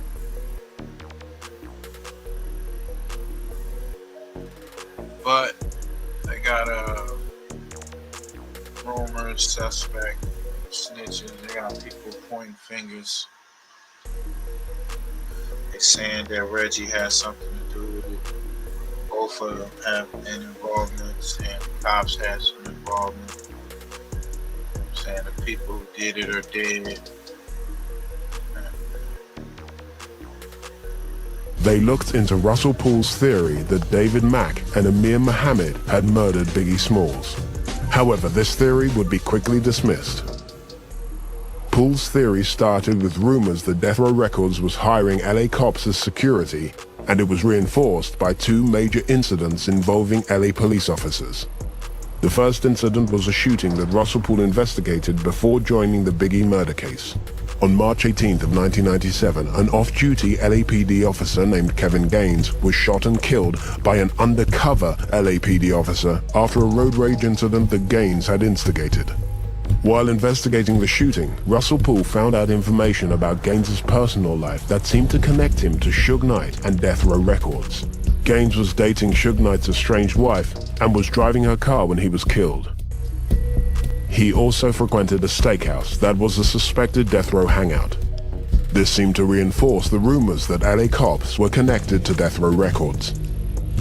The other incident that backed this theory was a bank robbery committed by an LAPD cop named David Mack. In December of 1997, Mack was arrested for robbing a bank near the USC campus a month earlier, which had netted him $722,000. A subsequent search of David Mack's house revealed that he had a makeshift shrine to Tupac Shakur. He also drove a black Chevy Impala. A photograph was found where David Mack is wearing a red crimson suit, indicative of the Bloods gang. So far, this evidence against Mack was circumstantial, but when the task force got to the hard evidence, things started to fall apart. First, when the FBI raided David Mack's house after the bank robbery, they supposedly found Gecko ammunition. Gecko ammunition was used to kill Biggie Smalls, and there was an FBI report claiming that this ammunition was very rare. However, the FBI report got it wrong because they only focused on wholesale dealers, of which there were only 2 in the United States. But at the retail level, there were over 24 stores in Southern California that sold this ammunition. Half of them were in the LA area. More importantly, the ammunition seemed to be very popular with gangs in South Central Los Angeles, turning up multiple times in raids on gang members' houses. The next major clue in Russell Poole's theory was the connection to David Mack's alleged accomplice, Amir Muhammad. Within weeks of Biggie's murder, a jailhouse informant named Michael Psycho Mike Robinson had told police that Biggie's shooter's name was either Kenny, Kiki, Abraham, Ashmir, or Amir. Abraham. Okay, you told me yesterday the name of Amir. Yeah. Ashmir or Amir.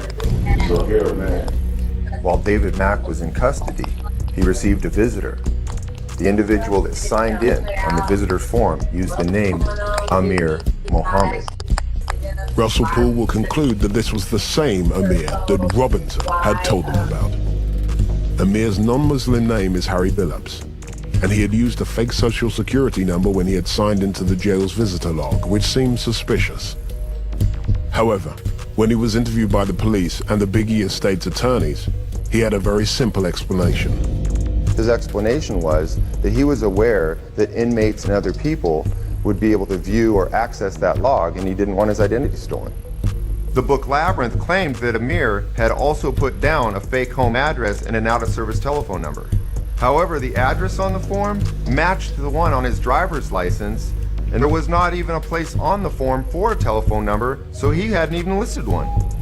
We also saw that he had listed his correct driver's license number and his birth date. So if he's trying to hide his identity, why does he use his correct address, his correct driver's license number, and his correct birth date?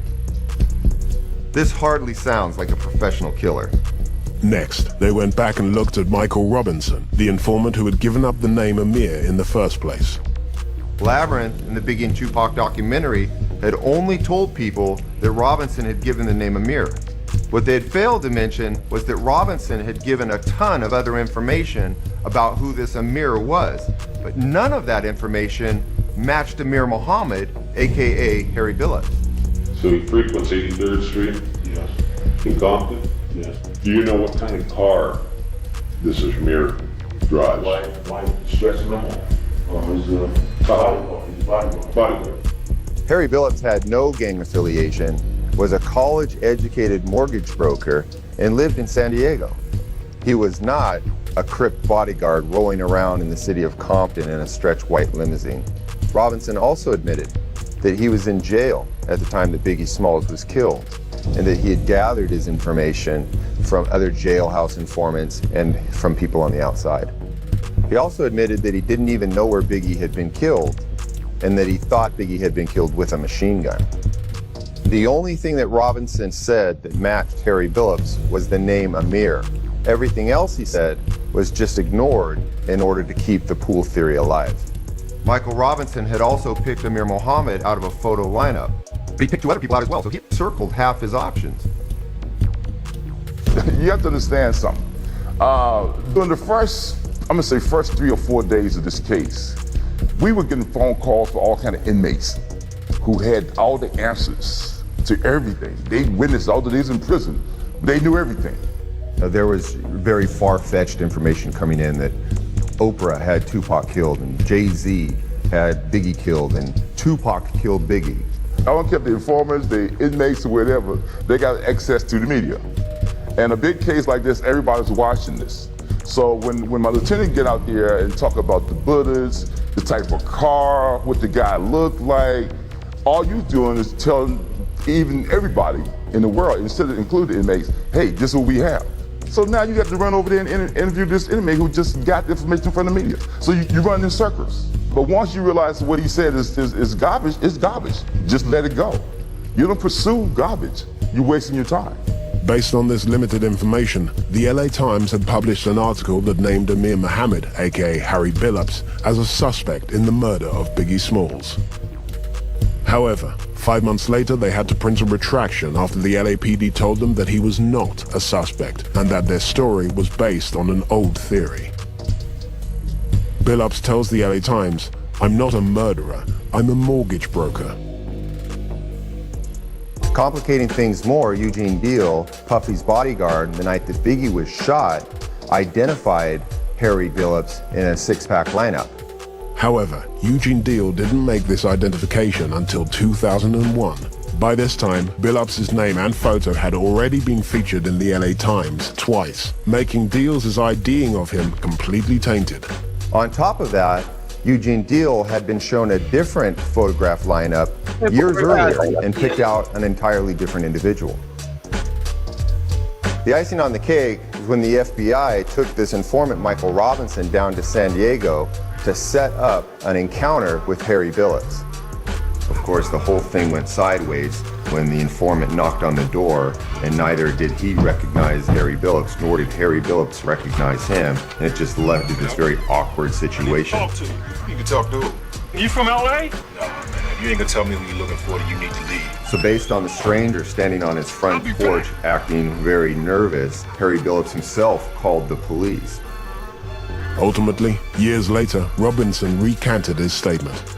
The LA Times even ran a story about it where Robinson and another informant admitted that the information they had given was based on hearsay and that they had contradicted their own stories. In conclusion, the theory that this mortgage broker was moonlighting as a Southside Crip hitman was beyond nonsense and almost ruined the man's life. The last of the major cornerstones of Paul's theory was the fact that David Mack owned a black Impala, and they knew the Biggie's killer had driven a dark-colored Impala. Many people want to go to law school, but they just can't. The hybrid JD program fills that gap. There were 2 witnesses that identified the Impala as being black. There were Impalas all over the place. The approach our task force was taking was to look at each individual theory as if it could be true. Unfortunately for Russell Poole, his theory was the first one that we were able to disprove. The next task was to look into the black SUV, whose occupants had fired a gun into the air at the southeast corner of the Peterson Auto Museum. Some conspiracy theorists believe that this incident was part of a well-coordinated diversion tactic, even though it happened more than half an hour before Biggie's murder.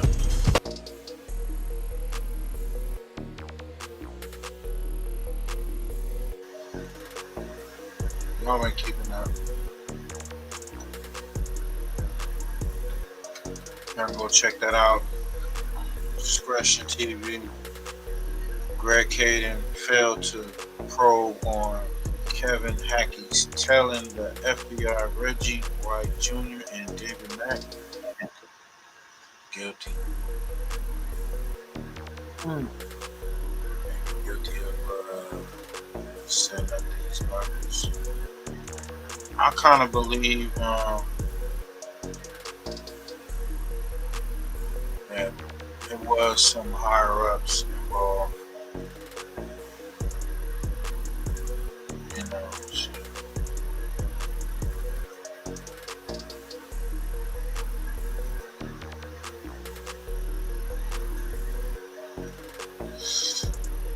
hey, what y'all got coming up, man? Before we get up out of here, man.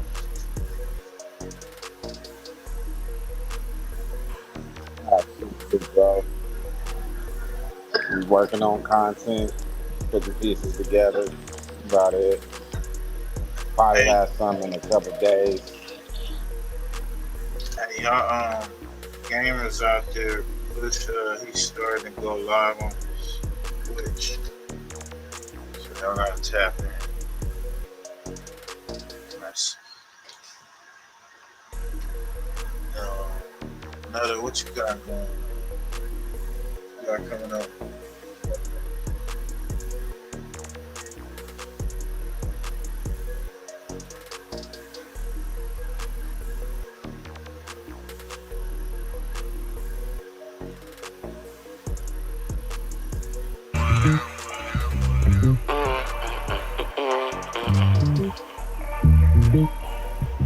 Hey, follow the channel, man. We out there. Little muscle man.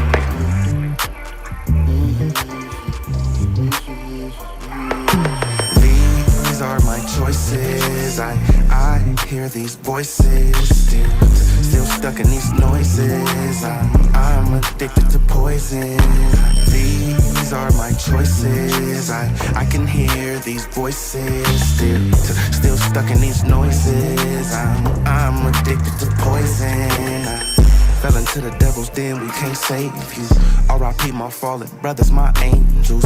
Got them tatted on my head and my facials. Christine residue clogging my nasal. If I can't live with my medicine, it gets fatal. Without a bottle and some weed, I'm unstable. Before they know you, they gon' judge and give labels. You gotta build, heal, fulfill at this table.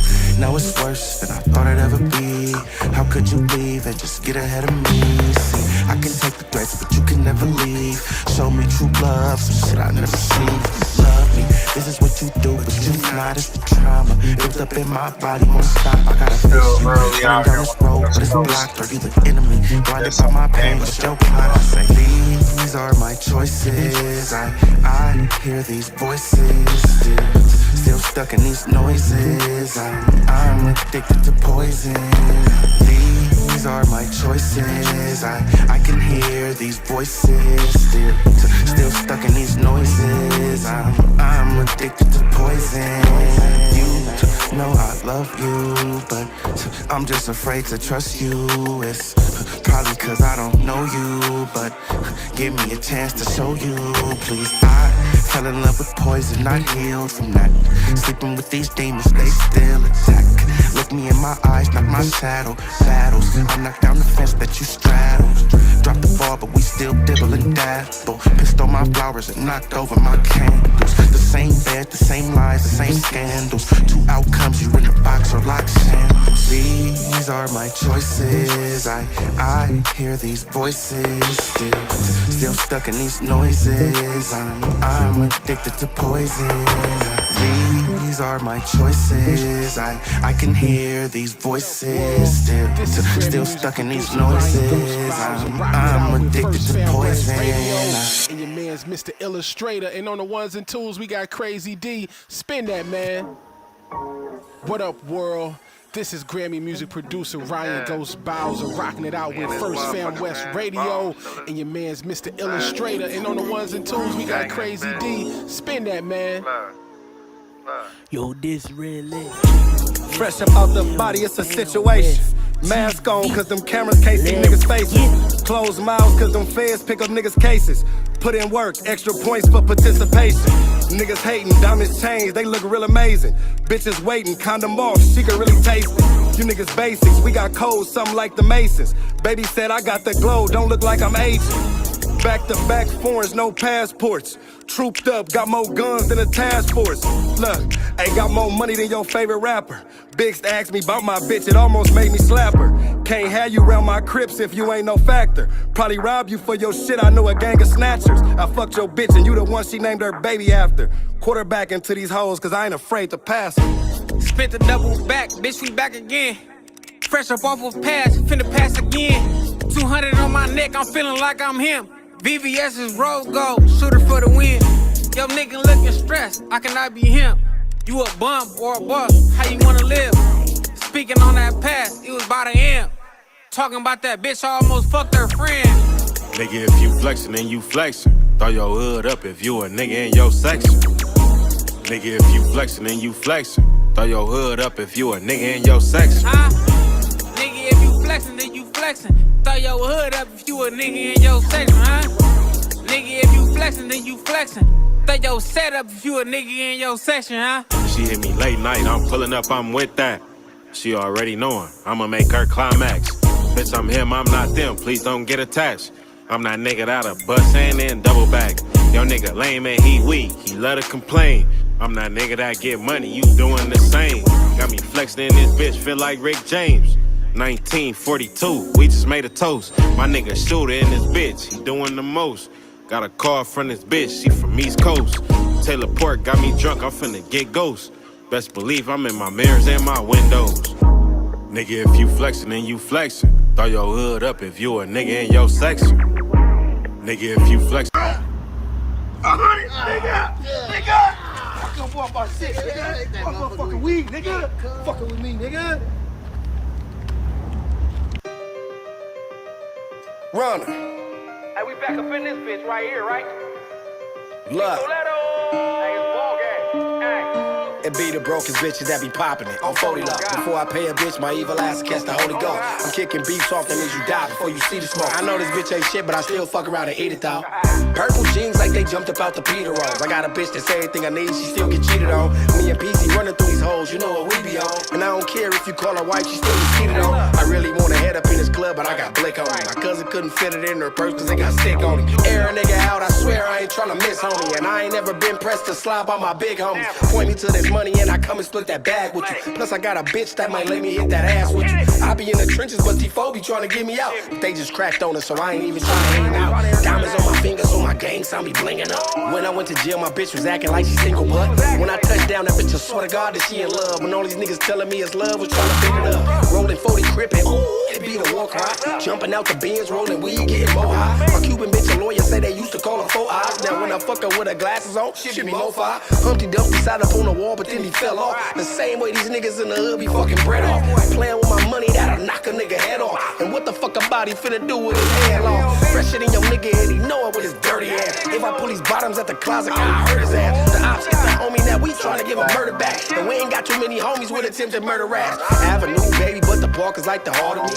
When I lost my brother, it felt like I lost a part of me. I don't kick it with a lot of bitches, I'm with Breezy, yeah. And if she run through that bitch, you know I'm on that nigga next. 50 cal chunky, I can't fit it in the stash spot. But even with this 40, I'm a motherfucking snapshot. She know she a whore, but these niggas might believe a bitch. She ain't talking shit, I ain't even finna feed a bitch. She ain't talking crazy, she know I don't even need a bitch. Niggas missing money laying up with it sleeping in. Clip hang low, but this pot got me 4 high. You trust them niggas end up being the reason that you gon' die. I don't trust niggas that be nosy all up in mine. I don't trust niggas that be acting hard all the time. I don't trust niggas always got a blunt, but never weed. I don't trust niggas say they in the hood and never be. I don't trust niggas that get checked by their girlfriend. Bitch said she used to check me. I'm like, girl, in. I don't trust niggas that be stunting when these hoes come. And I don't trust niggas that get funny when that dope come. Cause I'm the type nigga bomb first, you think I'm Tupac. The nigga keep a gun cause he knowin' he'll get poop out. Ain't too many times you cracked on me, ain't a shootout. And when we come back, we ain't caring about who's out. I never marked out, but I'm really marked out though. 1913, the Liberia nigga cutthroat. A couple niggas acting for the coke and I sell blow. But when I met the plug, I went back to the big dogs. Rocking it out with First Fam West Radio and your man's Mr. Illustrator. And on the ones and twos, we got Crazy D. Spin that, man. What up, world? This is Grammy music producer Ryan.